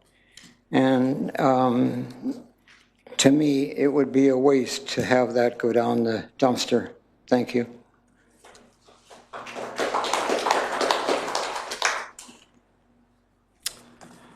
Good evening, Mayor Jones and members of council. My name is Paul Brooks, and I live in North Saanich, where my wife and I operate a small bed and breakfast short-term rental from our home. And I'm here this evening because of that issue. Earlier this month, similar to others, I received a notice under the provincial short-term rental legislation stating I needed to obtain a business license from North Saanich. There isn't currently an applicable category other than a bed and breakfast, which I went down that path. My application was denied because district staff stated I had a kitchenette, which actually isn't part of the prohibitions. So after moving down that path, I was informed that I had a cooking facility because I had a kitchenette. And that any device used to warm food would be considered an appliance used as a cooking facility. I accepted that interpretation and removed a hot plate, microwave, and toaster oven from the room. I took photographs, updated my listing, informed the person that I had done so, and offered to have my property inspected for compliance. Since then, I've emailed, phoned, left voicemail, and have received zero response. And so now I'm in a difficult position because as of Wednesday, I've been informed that the province will cancel or move forward with action because I don't have a business license. So I find myself in a difficult position. I've complied with every direction that has been given to me, but I can't complete the process because district staff seem confused about definitions. My guess, which I did a survey and I have observations, contribute about $29,000 annually to places such as the Fickle Fig, Red Barn Market, businesses here. And that's just my Airbnb and the guests that I have there. So they're providing into the economy. And I appreciate that staff have many competing priorities, but there is a new bylaw being considered, but the urgency wasn't created by me, but it's being stymied by the lack of action within the district staff. So I am asking council, like Ms. Lumley, to suspend enforcement against this, the short-term rentals until the new bylaw is in place, or that staffing levels are such that I can actually process a business application. Thank you.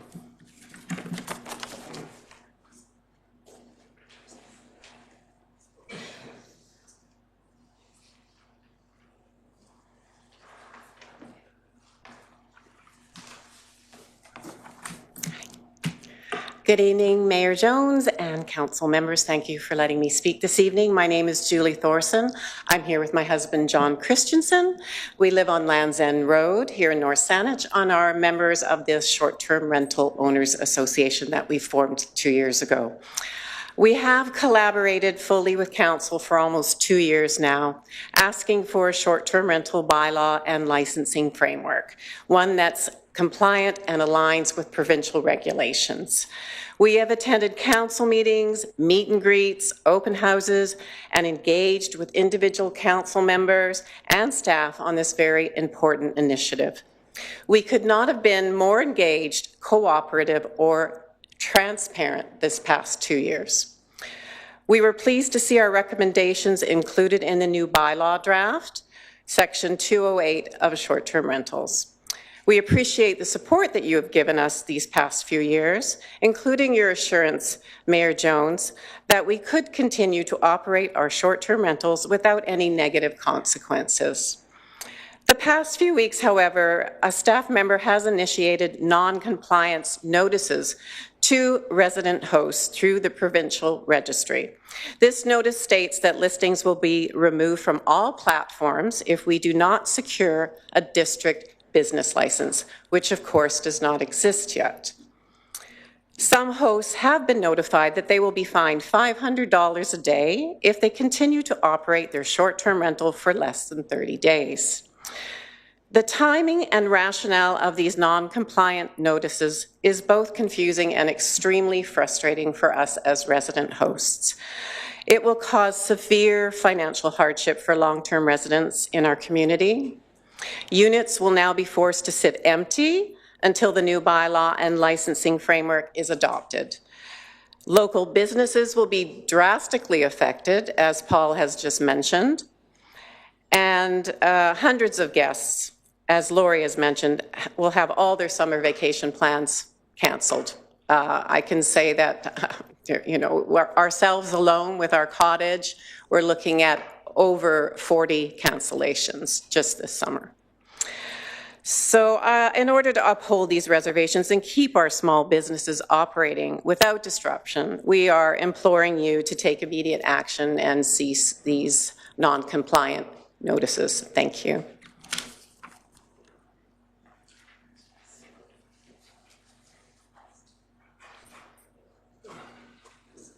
Quiet back there.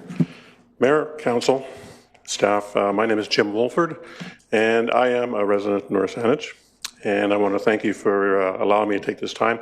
I'm not going to reiterate what Julie just said so eloquently. I'm here to talk about the short-term rentals, and to give you just a brief overview, I'm sure you already know that the bylaw 1255, which was established in 2011, September 7th to the exact day, which prohibits short-term rentals in North Saanich. So the bylaw officer is correct. But since that time, our Airbnb, mine personally, was established after that, of course. And when I inquired several years ago as to what about the bylaw and how it was enforced, and I was told that it was enforced by complaint basis only, which doesn't give you, the authority to run an Airbnb under that bylaw, but it's kind of reassuring that since 2011 there hasn't been really the kind of activity that's going on this week and last week, because effectively they're all being shut down, which is kind of unusual on the timing of it, since we have a draft bylaw, which, as Julie mentioned to you, that the people that were in the short-term rental, and there was like three dozen of us that went to meetings, did the survey, talked to council, provided literature as to the new bylaw that's been drafted. So there was a lot of collaboration, there was a lot of transparency, and we think we and you, staff, came up with a very fair bylaw. So my question tonight is, why the timing all of a sudden? Why are we shutting down now before the summer? And then when the staff is taking their holiday break, there's going to be 1,000 people that are coming into North Saanich in the next few months that won't have a place to stay. And so I put that question to the staff, and because I'm not going to elaborate what the response was, But if anybody wants to ask me, I've emailed every council. You know who I am, and I will elaborate what the response was. So, having said that, I think going forward, I hope that council can direct some reassurance to us. What do we tell the register? Because we can't get a business license. It's like the chicken and the egg. We need to get a license, but we don't have one in North Saanich. So that's where we stand right now. Anyway, I appreciate listening to me.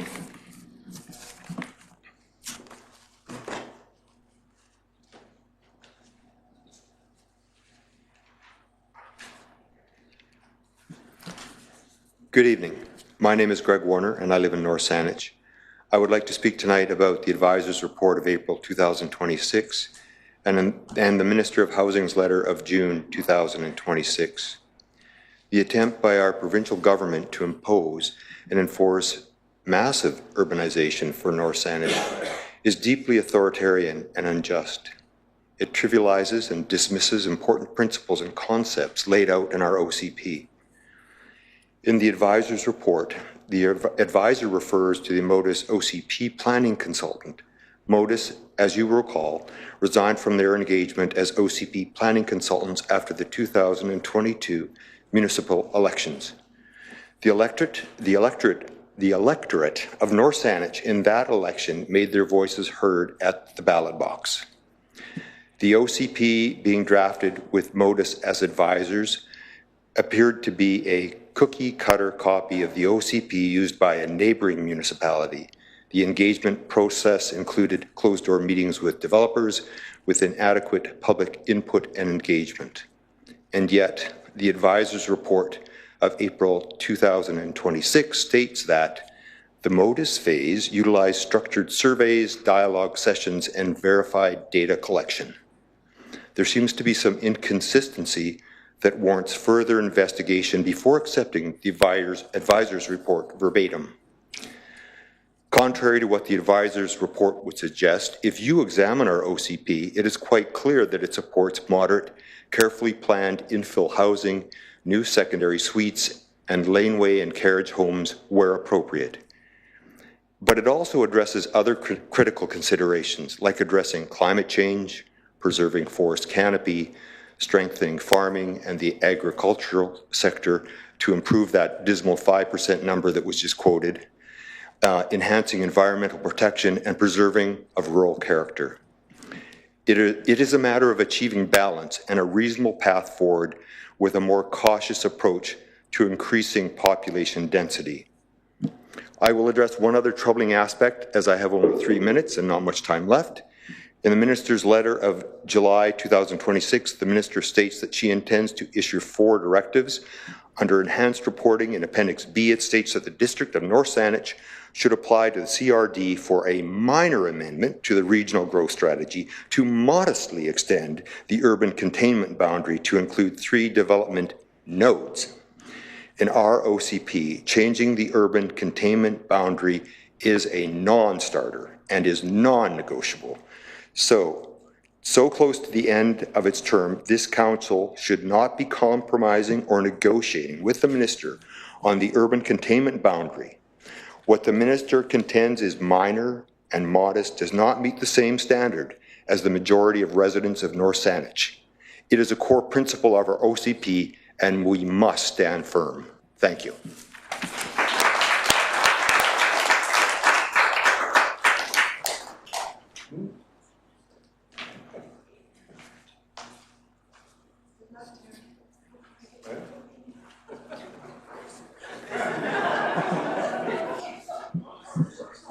Good evening, Mayor and Council.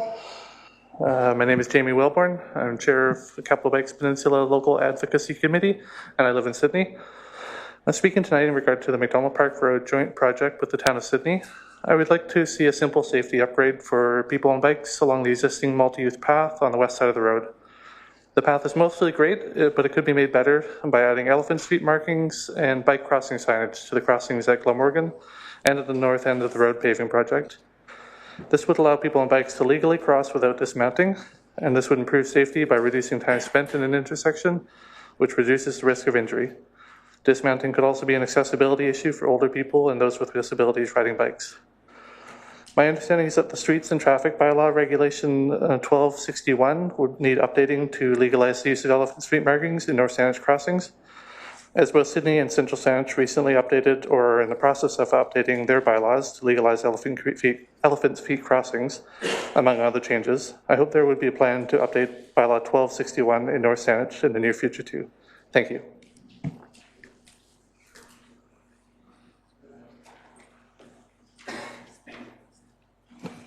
Through the chair, you might want to do another motion to extend. It's been another 20 minutes.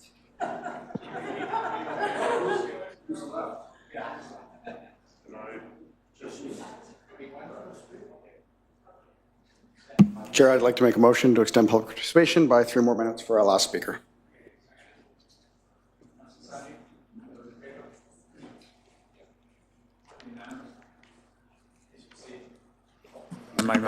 Terry Gould, journalist, Free State of North Saanich. Supreme Court of Canada, Ramsden versus City Council of Peterborough, September 1993. A law or bylaw will be found to restrict expression if it has the effect of frustrating the pursuit of truth or participation in the community. Under this test, Councillor Stock's notice of motion on public participation is way too broad. It is, in fact, hostile to the public's right to participate in the community and pursue the truth of what takes place behind the scenes in our governance. It decrees that speaking about, quote, staffing issues and employee human resources issues is contrary to the respectful workplace policy and our DNS Code of Conduct. It asks the mayor to read out a preamble before public participation stating that, quote, reflecting negatively on staff is considered a breach of meeting decorum and will lead to a meeting recess or the speaker being removed.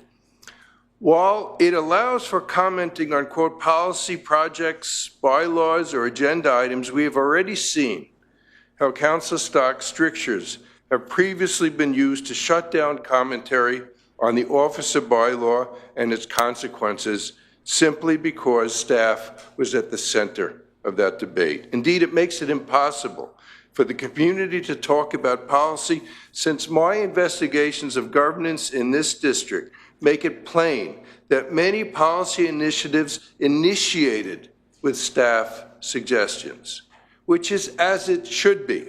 Staff are thinking beings with ideas. I've got 1,600 pages of their proposed policy ideas and commentary in my FOI documents.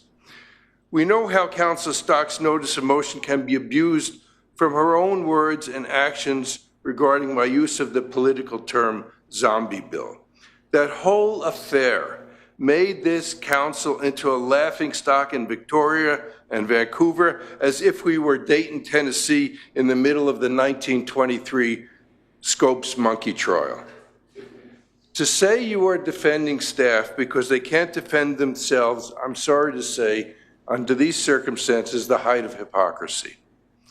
I realize they are not employees, but you just put 21 committee members under a cloud of suspicion by your resolution in Section 13, which, quote, directs staff to conduct a review of the behavior of members of the committee and whether any conduct amounts to a breach of the Code of Conduct.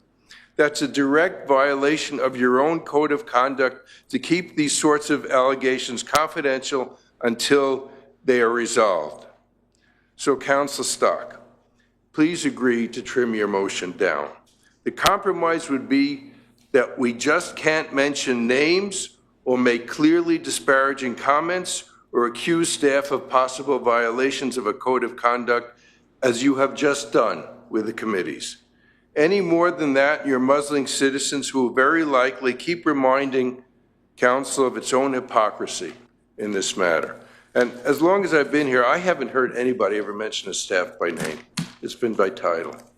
Okay, thank you. Sorry to keep you up late.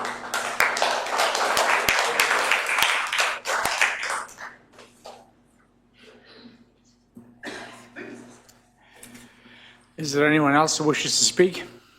I I see no one coming forward, so I call Do you wish to speak? No? Okay. Definitely no? So I call a closure to the public participation period, and we move on to the next item, which is adoption of minutes. Are there any errors, omissions? Hold on a sec, there's some people leaving.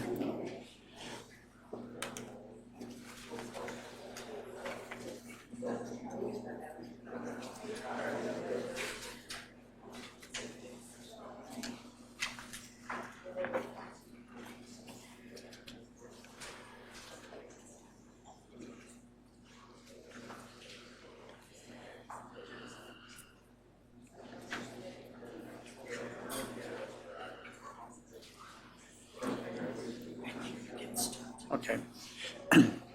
Okay, we shall move along. Council, any errors, omissions? I'm seeing none. Look for a motion, consent resolution 1 and 2. Councillor Sanjeev? Ditto. Ditto. Seconded. Thank you. Any comments, questions? I see none. Those in favour? Unanimous. We okay with that, staff?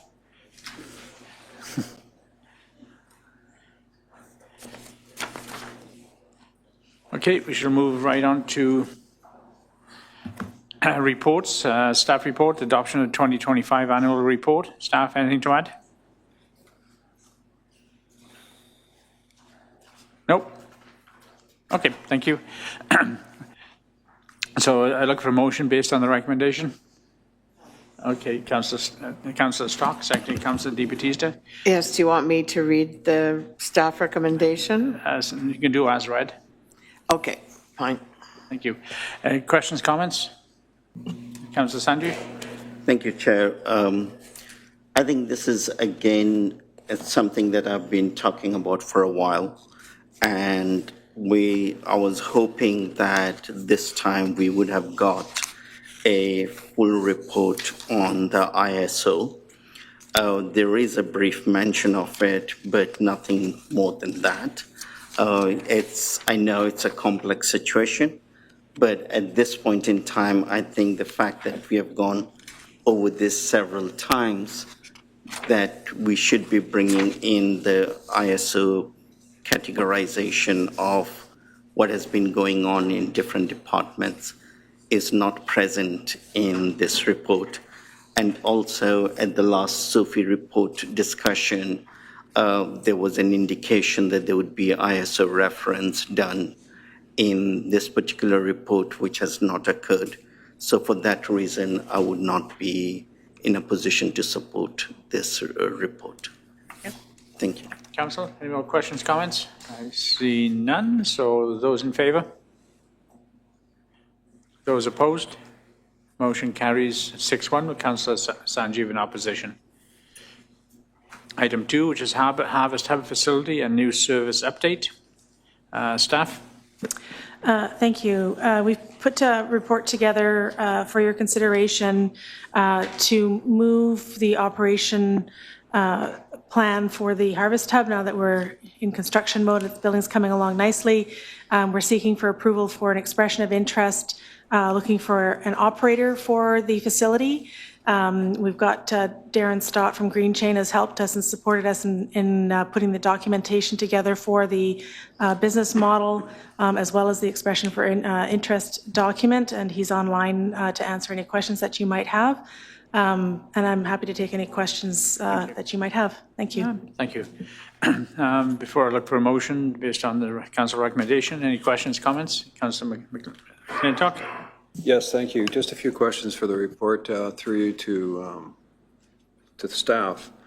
On page 108 or page 2 of the report, it talks about a couple of scenarios. And in scenario 1, it talks about a 1.25% cost, and another one in scenario 2, 0.65% of a tax impact. What does that work out to in dollars?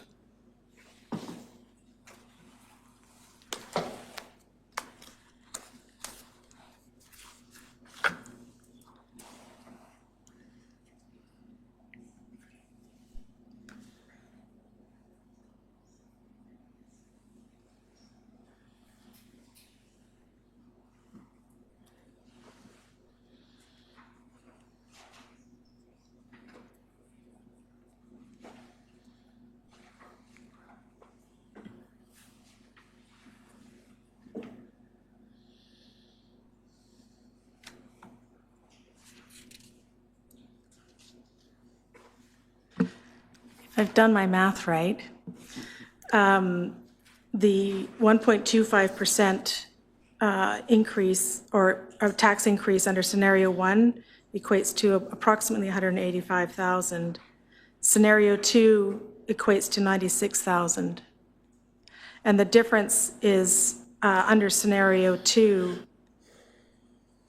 with an external operator, there wouldn't be as big a lift needed for a staff on site to support that facility. Thank you. And if it was a staff position, that 185,000 would be in perpetuity. We'd continually to pay that, because I understand that staff positions don't expire, they don't go away, they just continually get paid. Included in the 185 would be somebody's position, a half-time position. The other part of those costs are just the cost of building maintenance and utilities that are assigned with that, and those kinds of costs. But you're right, there's a staffing component to that we would have to consider for a longer period of time. Thank you for the report for reaching. What did that cost?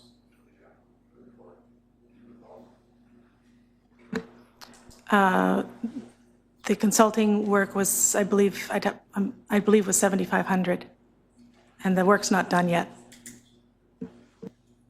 Thank you. I have other questions, but perhaps Council has more questions. Council, there's some questions. Councillor Di Battista. Yeah, thank you, Chair. Just an attachment 2 under the expression of interest, the operator will report directly to the District of North Saanich and will be expected to work collaboratively. I'm just wondering, have we determined, and maybe I missed it in the report, I apologize if I did, who is that operator going to be reporting to? Like, what director are they reporting to? I think that has yet to be determined as to specifically who that operator will report to, but in the same way that we have other not-for-profits providing a service for us, for the local, or for the district, an agreement would put in place, and that would be defined in that agreement. Thank you. Council, further questions, comments? Councillor McClintock. Yes, thank you again. I see on page 3 of the report, 109 of the agenda, that the operator will have the advantage of not having to construct a new facility. That's correct. Or take on the cost of maintenance and utilities, which would be, I presume, a taxpayer funded. And the facility can focus entirely on the operations. As a not-for-profit, they can apply for grant and aid, which is also a tax.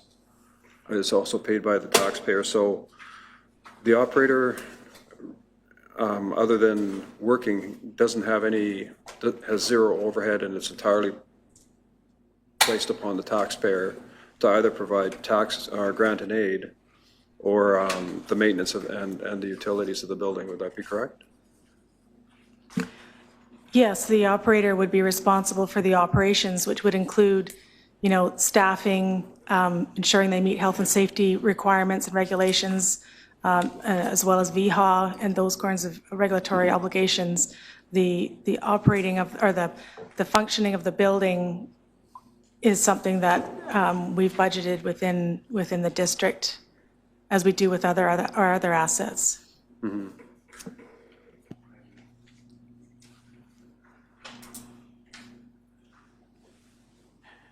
Okay, Jack, you finished? Oh, sorry. Yeah.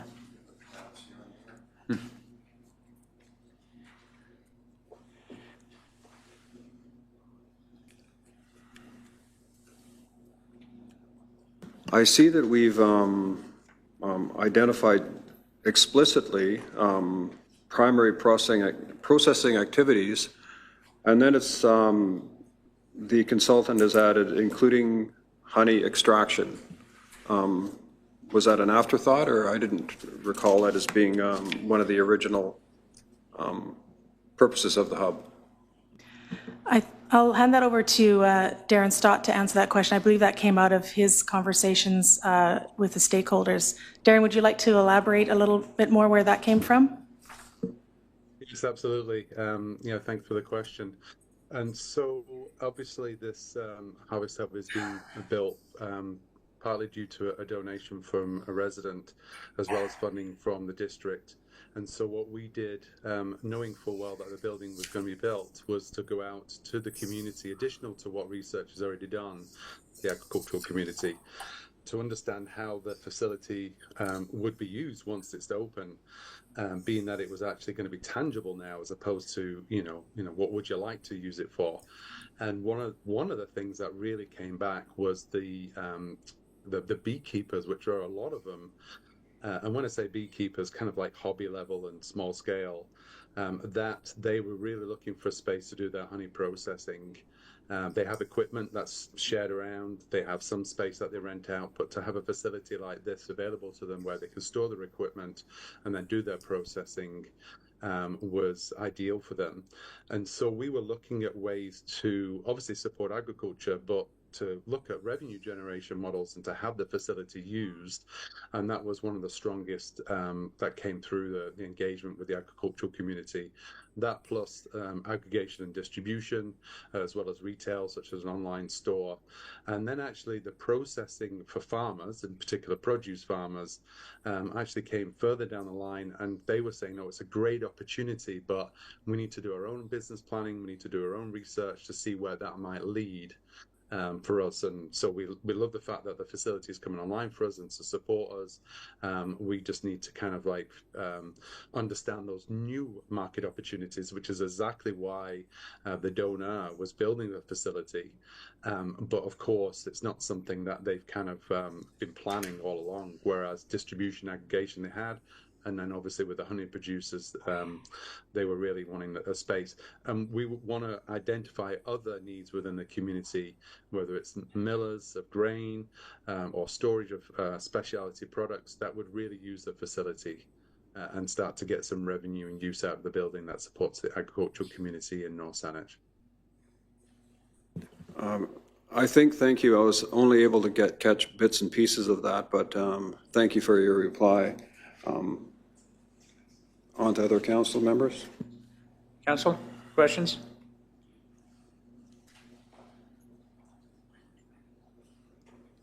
Your floor, Councillor McClintock.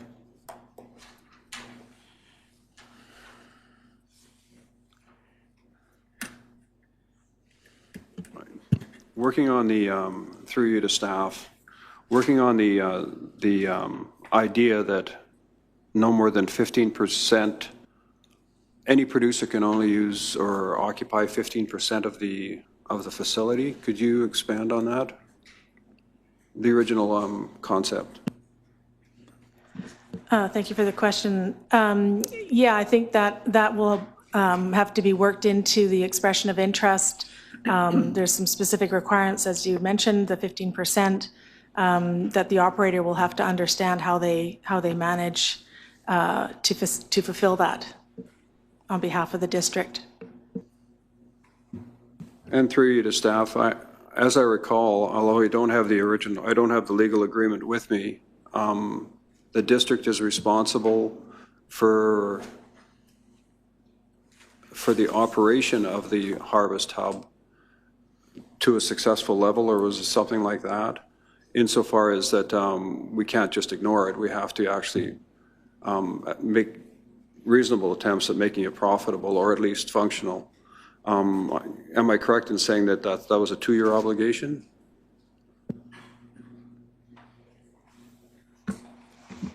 Thank you, through the chair.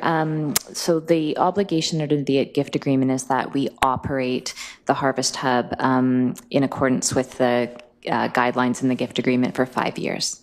So there is no reference to profitability or it's just simply that it has to be operated for the intended purpose for that period of time. And thank you. And my last question, I could ask more questions, but I think these are just some pertinent ones. The Harvest Hub facility on page 108, page 2 of the report, contract price value of $1 million, $12,844, and we budgeted 120 or 1,250,000. Are we under budget on this? At the moment, we're tracking on budget. Okay. Thank you. Any further questions, comments? Councillor Sanjeev? Thank you, Chair.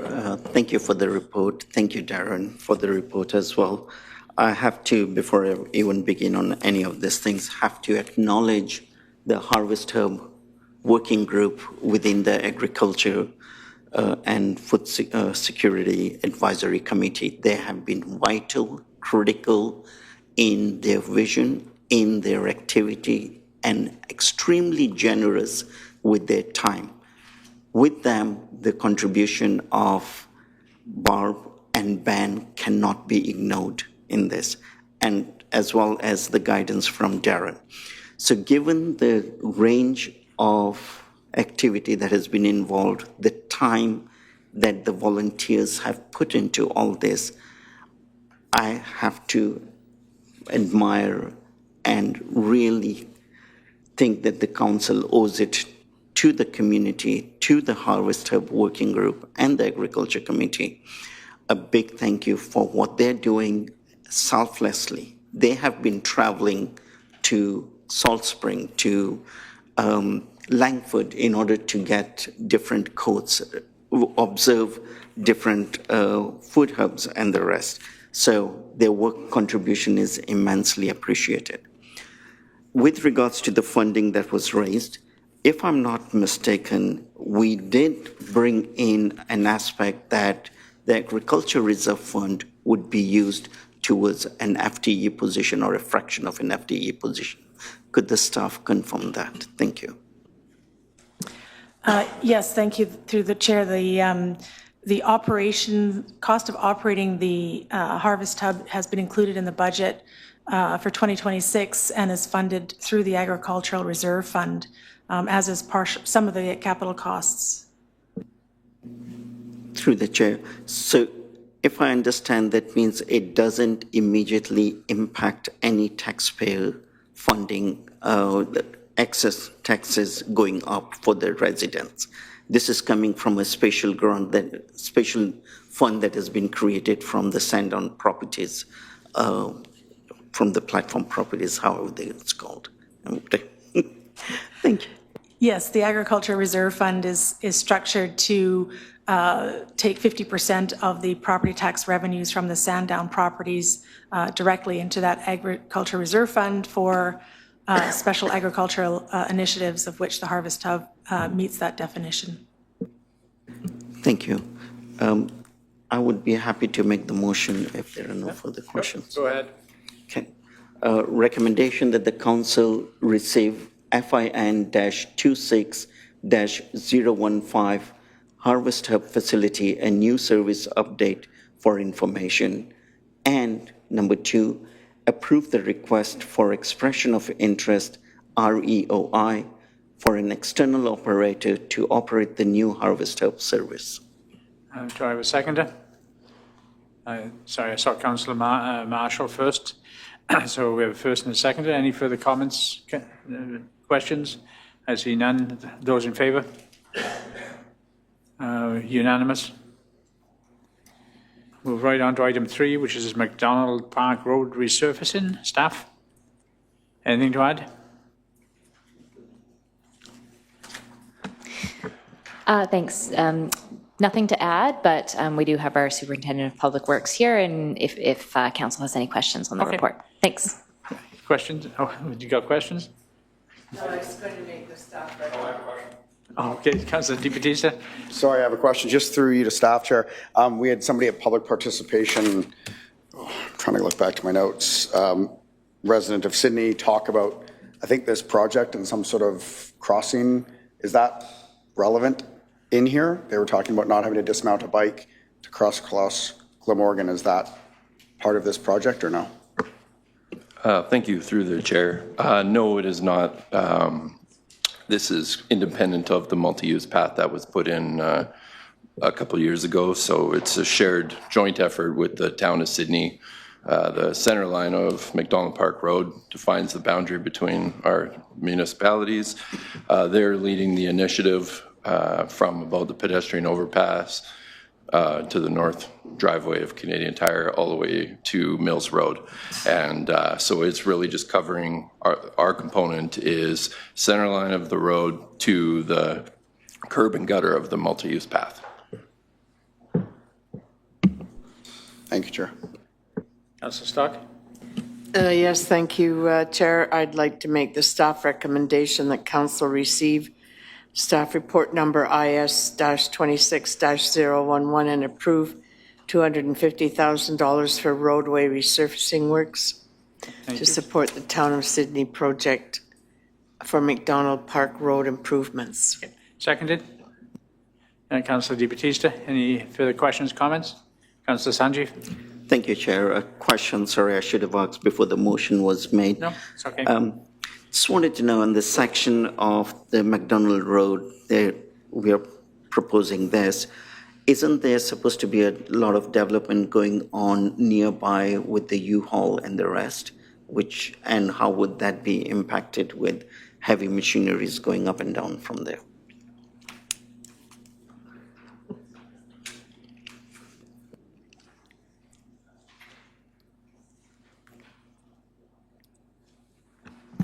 Thank you, through the chair. We can get confirmation of that, but as far as staff know that this work could be completed without disruption from those properties. Thank you. It's not about the disruption from those properties, it's about the wear and tear on what is being built. Would that get impacted through the process? And that is where it would be useful to know what their plans are before we spend the 225 and then find in 2 years' time it needs further repair. Thank you. Thank you, through the chair. This is overdue maintenance of the road. The road is degrading beyond its useful service life, so it would just continue to break up and degrade at a quicker rate if we were to leave it longer. So it really is just a rehabilitation of the existing surface. It's not about getting into a debate or a conversation. My question is, it could be as simple as, can we approach those properties and see if they have any plans of heavy equipment coming there? If not, go ahead with the process. If there is, then time it such that we can have longer life with the road system.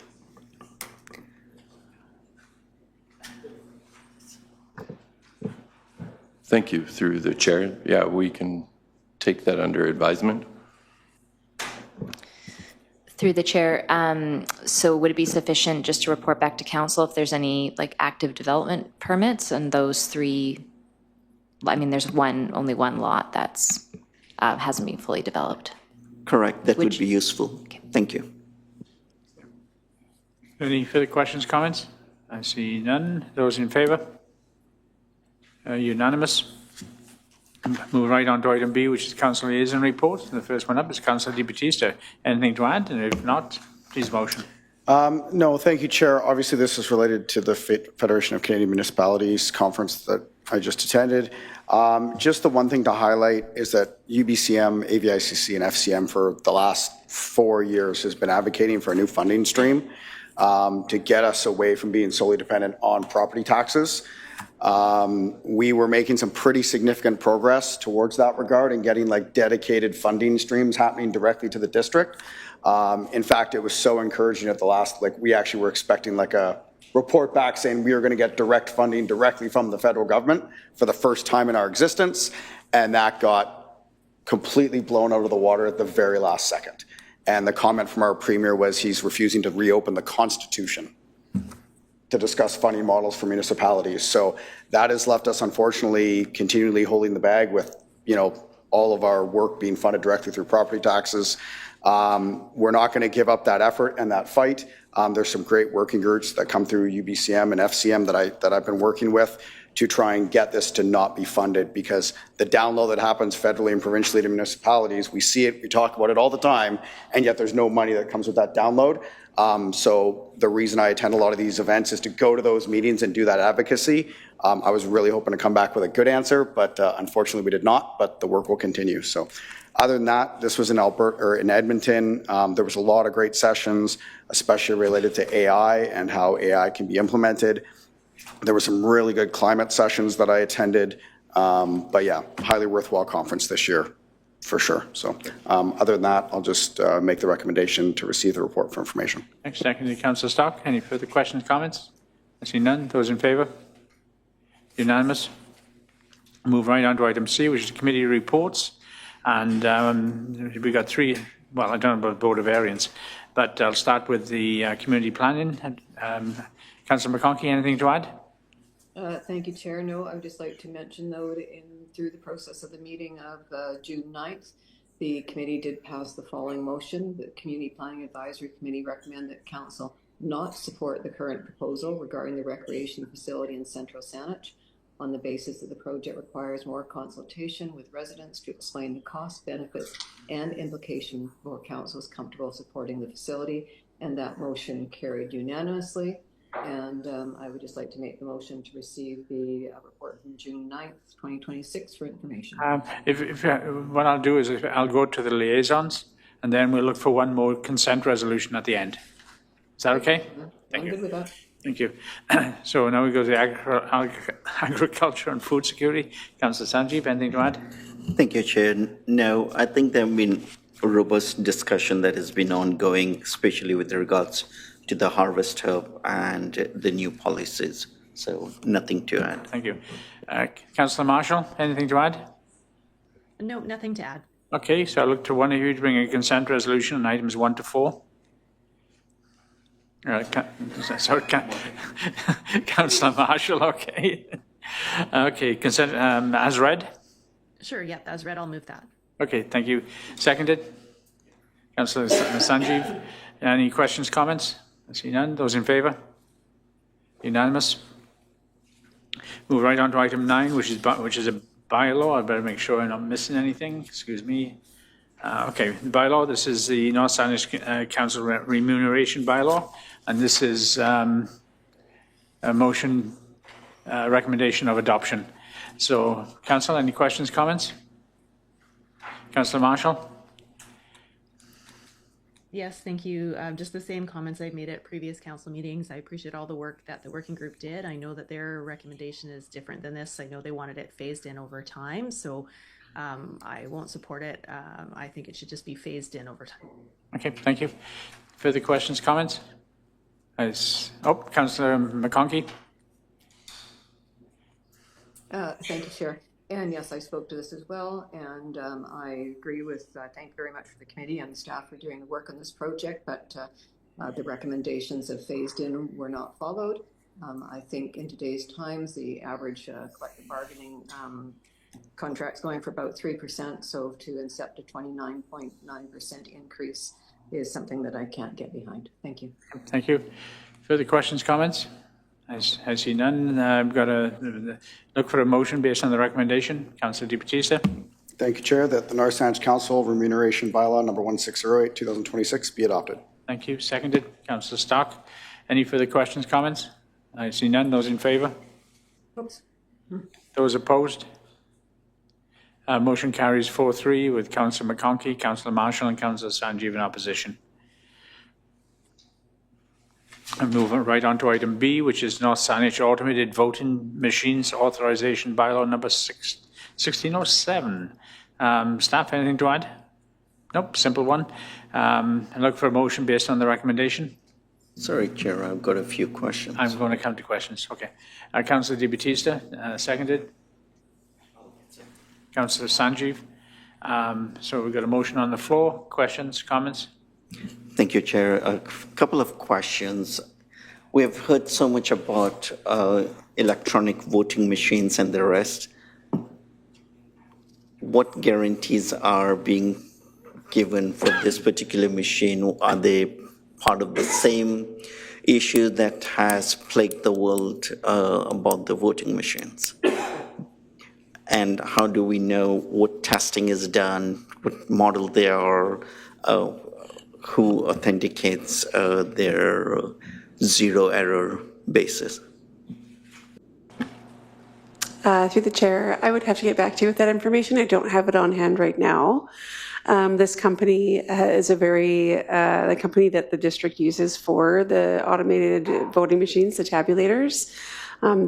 It's a very common company that many municipalities use, but I couldn't give you all that information this evening, unfortunately. Sorry, so do these machines have the certification of authentication, or because they all have to go through a certification process that through a random number of whatever numbers that it maintains the integrity of the voting that takes place? So we have none of those information, or does BC Elections actually recommend such these machines? Again, that's not information I have on me this evening. I'd have to get back to council about it.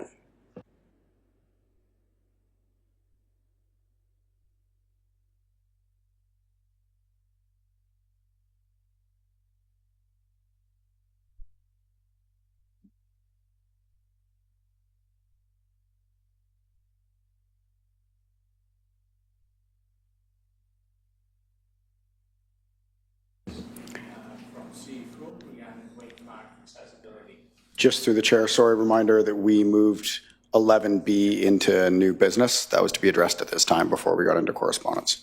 That was the letter from the Minister of Housing. Yeah, so we had moved it into the second portion of new business at this time before we got to conference. Let's go back then.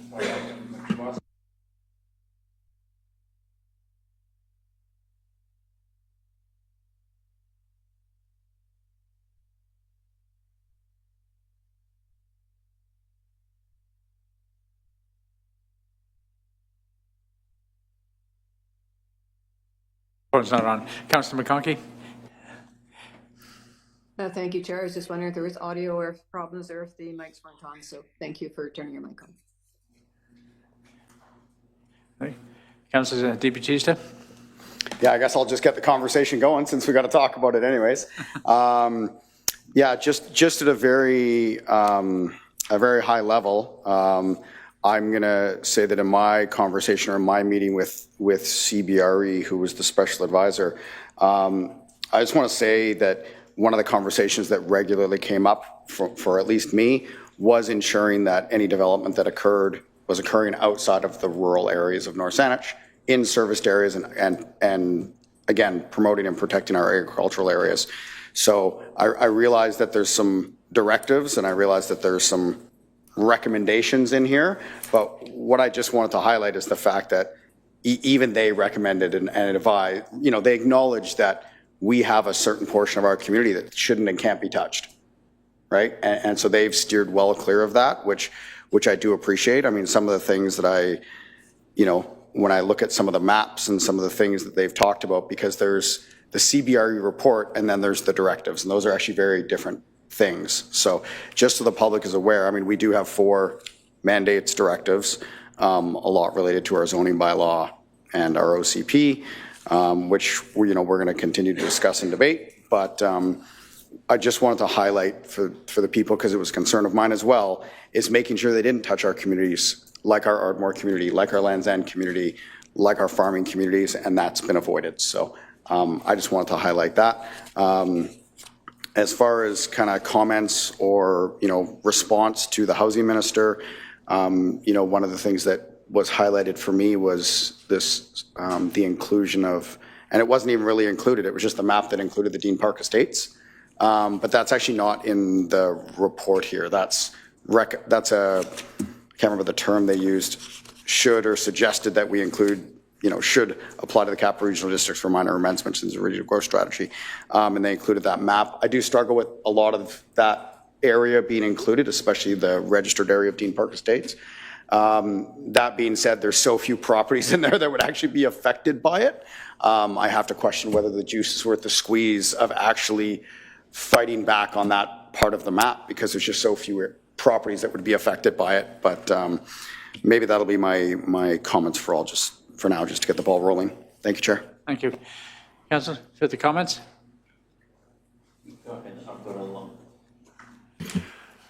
Yes, thank you, and I'm sure we all have a lot to say about this, and I'm sure we've all read it a couple of times. There are many items on the letter and on the report, of course, and for me to go through everything that I would not necessarily challenge but question would probably take the rest of the evening. So how do you, Chair, want to handle councillor input as far as this is concerned? There's so many areas that has to be clarified before we fully understand what their directive is. They've really put us in a difficult situation. They've gone against what the community has asked for in our OCP, and they've turned it into a directive, an authoritarian top-down, which none of us really appreciate. So how did you want to handle that? The way I look at it right now is that there's so many questions that probably all of us have, that the time that we have for this council meeting would not be adequate. Not only that, I've noticed that a whole pile of residents have left. That what we may wish to do is, when's the next council meeting? July 13th. July 15th? July 13th. 13th? Yeah. So that's 2 weeks away. Yes, good. That's what I'm looking at, is a special housing meeting. Is it possible, well, no, we probably have an in-camera that day as well. I'm kind of loath to call a special meeting, but it may be necessary with only one item on the meeting. So the July 13th meeting, actually, because it's a summer meeting, is a hybrid meeting. So it's got a committee of the whole portion and a council meeting portion. So Okay. what we could plan for is to put this item on the committee of the whole portion. That allows for more fulsome discussion. Staff would endeavor to have the framework of a draft by then, and then it could be approved at the council meeting following, prior to the July 17th deadline. That would make most sense.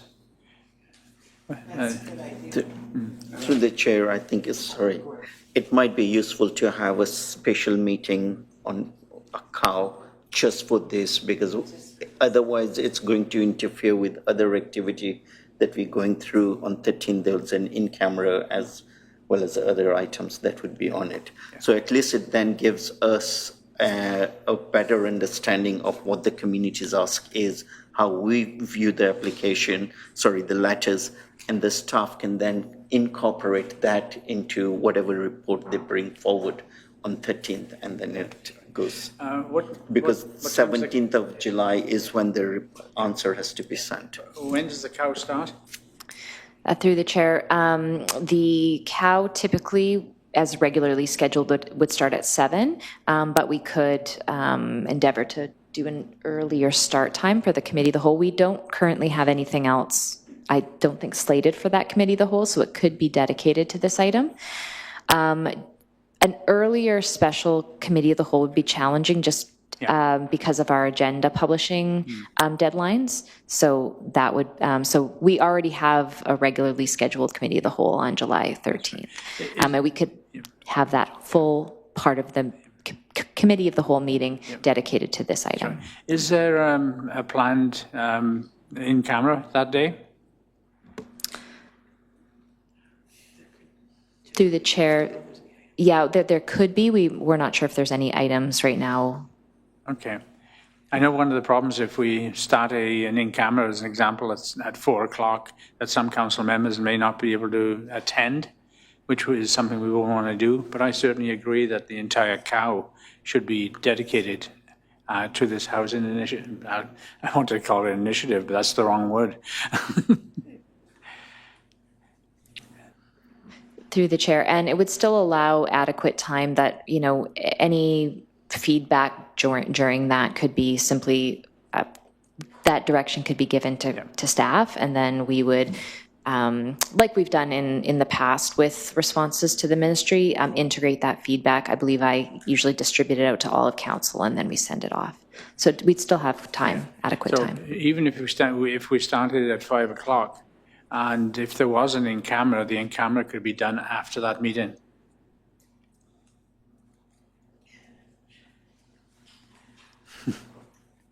Thoughts?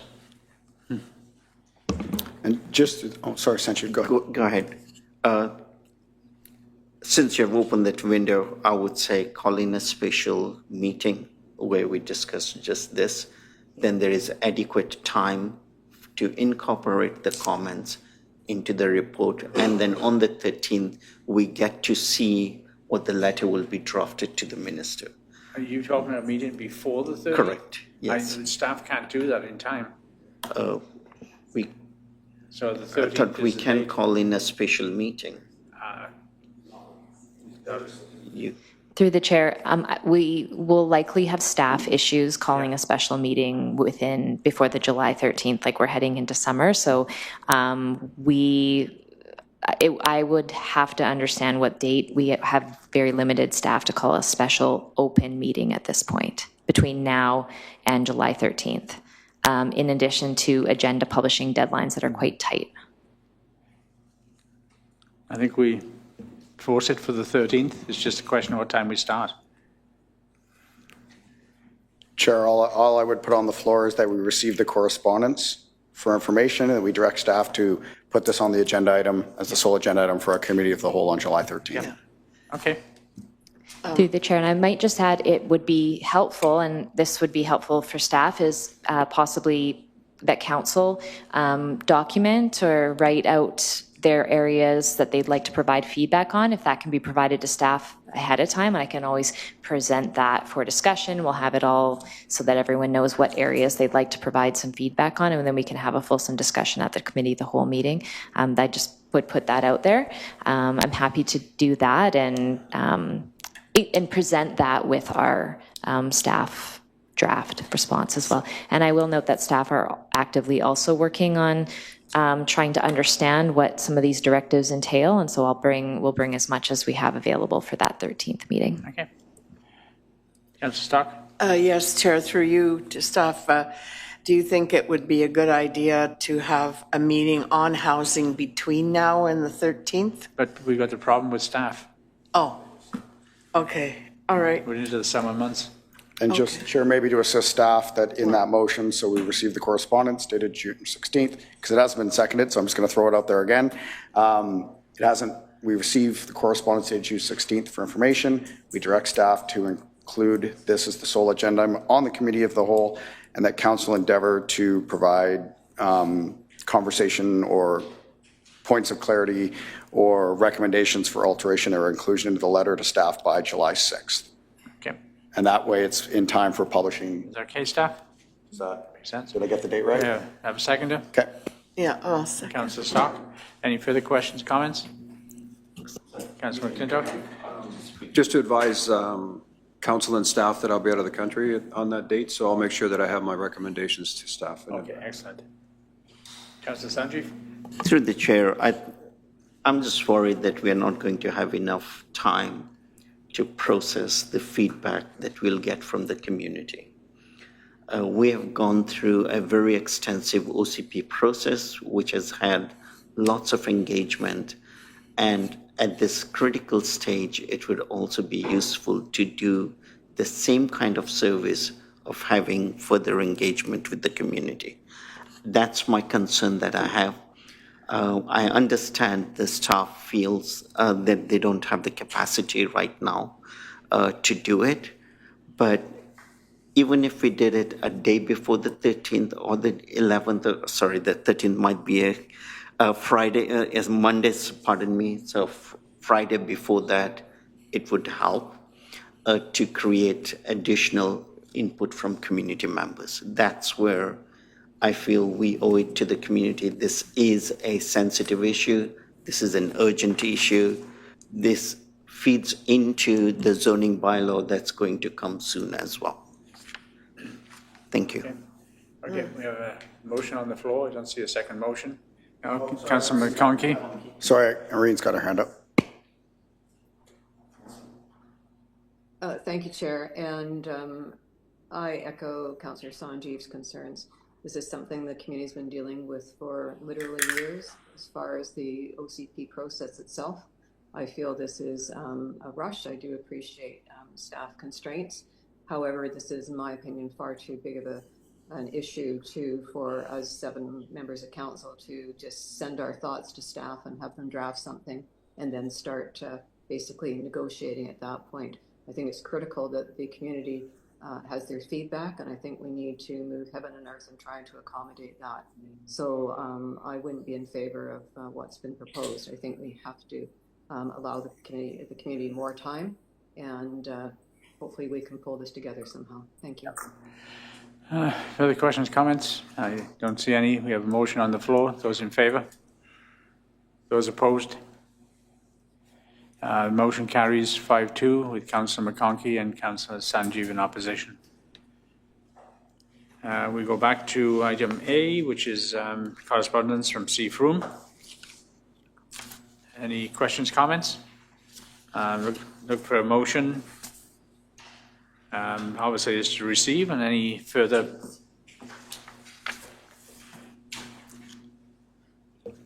Any questions? Yeah, I mean, I'll obviously, as the representative of SPAC, I mean, I'll make the motion to receive the correspondence, but that I know when we spoke to Mr. Martin, he was willing to come back and actually meet with SPAC and present the overall plan, so that council directs staff to have the Director of Infrastructure attend the next SPAC meeting, which I believe is in September, to do a presentation on the park. Thank you. Seconded? Do I have a seconder? Yeah. Oh, Councillor Sanjeev. Any further comments, questions? I see none. Those in favour? Unanimous. Again, I got to make sure I'm not missing anything. If we move on to item C, which is, I can't pronounce the name, unfortunately, but it's the founder, Oak Tree Love. Again, any questions, comments, or look for a recommendation based on staff?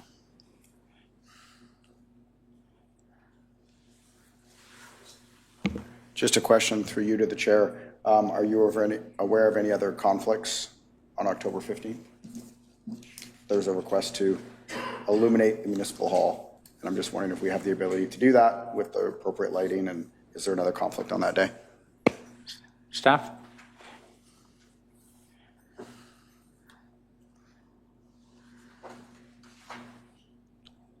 I don't know if we usually do any of this. Through the chair, thank you. At this time, I am not aware of any conflicts, and we do have lighting equipment to light up the hall. However, I'd have to check on the colors. Thank you. Councillor McClintock? I certainly would support this. I did a little research into their organization, and they are genuine, and the cause is universal, and that's what appeals to me, is that it's a universal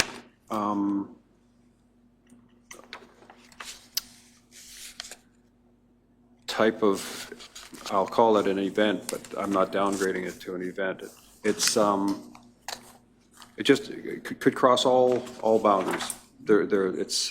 It's got no discretion on who it touches. So we did light up the hall. I think when the king was announced, I think we lit it up in blue or something like that. Mm-hmm. So I don't think it's a reach, and I'd certainly support it. Through the chair, yes, I would support it. I think we let it for Epilepsy Day or with purple, if I'm not missing awareness. So, okay. Yep. Okay. Ready for a motion based on the recommendation of staff? Councillor McClintock, seconded. Councillor Sanjeev. Any further questions, comments? I see none. Those in favour? Unanimous. Move on to item D, which is from C. Davis with regard to speeding or traffic calming on Charlie Road and Land's End Road. Anyone got a motion? A motion based on the recommendation? Just that we receive for information and direct staff to consider it when looking at traffic calming measures in the future. That's an easy one. Seconded. Councillor Sanjeev. Officially, question, comments? There are none. Those in favour? Unanimous.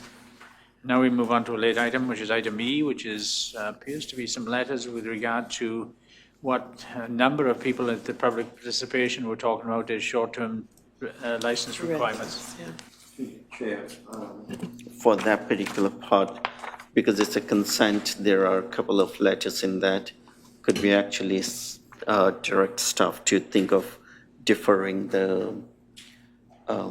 enforcement? Well, perhaps the first question of staff is, what instigated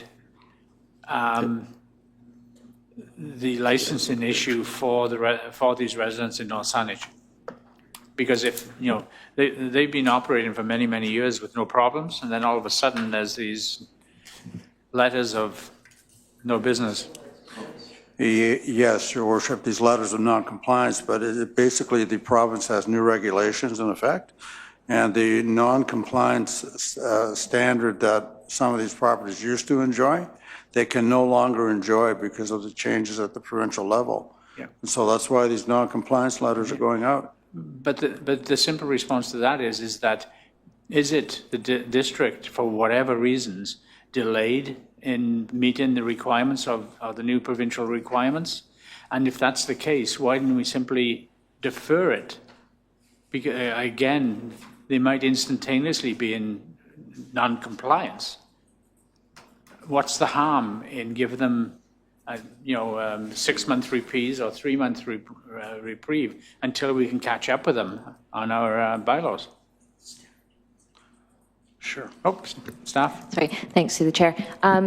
So it's a reasonable concept because we are midway through our zoning bylaw update. So in theory, once these bylaws are updated, then these short-term rental operators will be under a different regulatory framework. So, but I will say that right now, we are only just simply enforcing our bylaws. So we would have to, if council wishes to provide some leeway for a period of time until our zoning bylaws updated, council would have to provide direction to staff to not enforce. That's where I'm going. Yeah. And that's otherwise staff enforce our bylaws that we have in place right now, although they are in progress to be updated. So. Yeah. And we've done this before in other situations where we've asked staff not to enforce. That's right. Okay. Questions? Oh, sorry, I was through the chair. Just the motion being that the staff defer the enforcement of the short-term rental bylaw for the next 3 months. Until everybody has got the opportunity to. Say 6 months. 6 months. Because things, sorry, Chair, I interrupted, but things often take way longer. And so I'm echoing Councillor Shrivastava because I think it should be, I agree with you, but it should be maybe 6 months to give time. And it's not to enforce the bylaw for a 6-month period. Correct. Yeah. Thank you for completing the motion. Thank you. You're welcome. Sorry, Councillor Marshall. Councillor Marshall? Yeah, thank you, Chair. I would definitely support that. And just to confirm, I think a number of speakers commented that they couldn't comply with it if they wanted because we don't offer the correct business license at this time. So it's a little bit difficult to ask people to comply if we don't have an option for them to do that, if that's correct in what they're saying. But I definitely would support the 6 months extension. Okay, thank you. So we have a motion on the staff. Is that motion read okay? Yep. Okay. Thank you. Seconded? I'll second. That's Councillor Di Battista. Further questions, comments? Councillor McClintock? Does that apply to all breaches of the short-term rental or just something in specific? I think that's just the business license. And was it the business license that we were strictly enforcing, that we were receiving so many complaints about it? And if it's just that, then I get it, that's for sure. Through you to staff? Through the chair, I believe that should be the only compliance that we are waiving enforcement on. That's correct. All right, certainly I'll be in support. Okay, thank you. So any further questions, comments? I see none. Those in favor?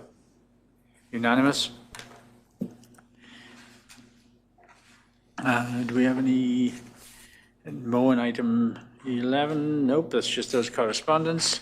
We got item 10, item 12, which is information. So look for a consent resolution, which, sorry? I asked for item 12A to be moved into. Oh, this is Sydney Lions Club? Okay, sorry, it's been a long night. Okay, so so you moved that to 12 to 11D, or the old 11D. Okay, so we got this one. So it's, yeah, that's right. So it's correspondence dated March 24th from the Legion, Lions Club, and Rotary Club. That's correct. Okay. That's correct. For discussion. For discussion. Correct. This letter was dated March 24th when the matter was not public. I contacted one of the letter writers, and they were having discussions on this, about this, as early as January 21st, when this matter was not public. In the approximate time of January 21st, when this was not being public, or was not yet public. I wonder how it became public. I know that all three organizations collaborated and made a suggestion, sent the letter to the district, which was deposited in our outside mailbox. I think a day after the letter was written. It went missing. I understand that things happen. That's for sure. It's a bookkeeping thing, but it has since been added to for information for whoever's handling this file. But what is disturbing is the early hours that this was out there in the public before it was made public. That is extremely disturbing. And hopefully that can be resolved. Councillor Stock?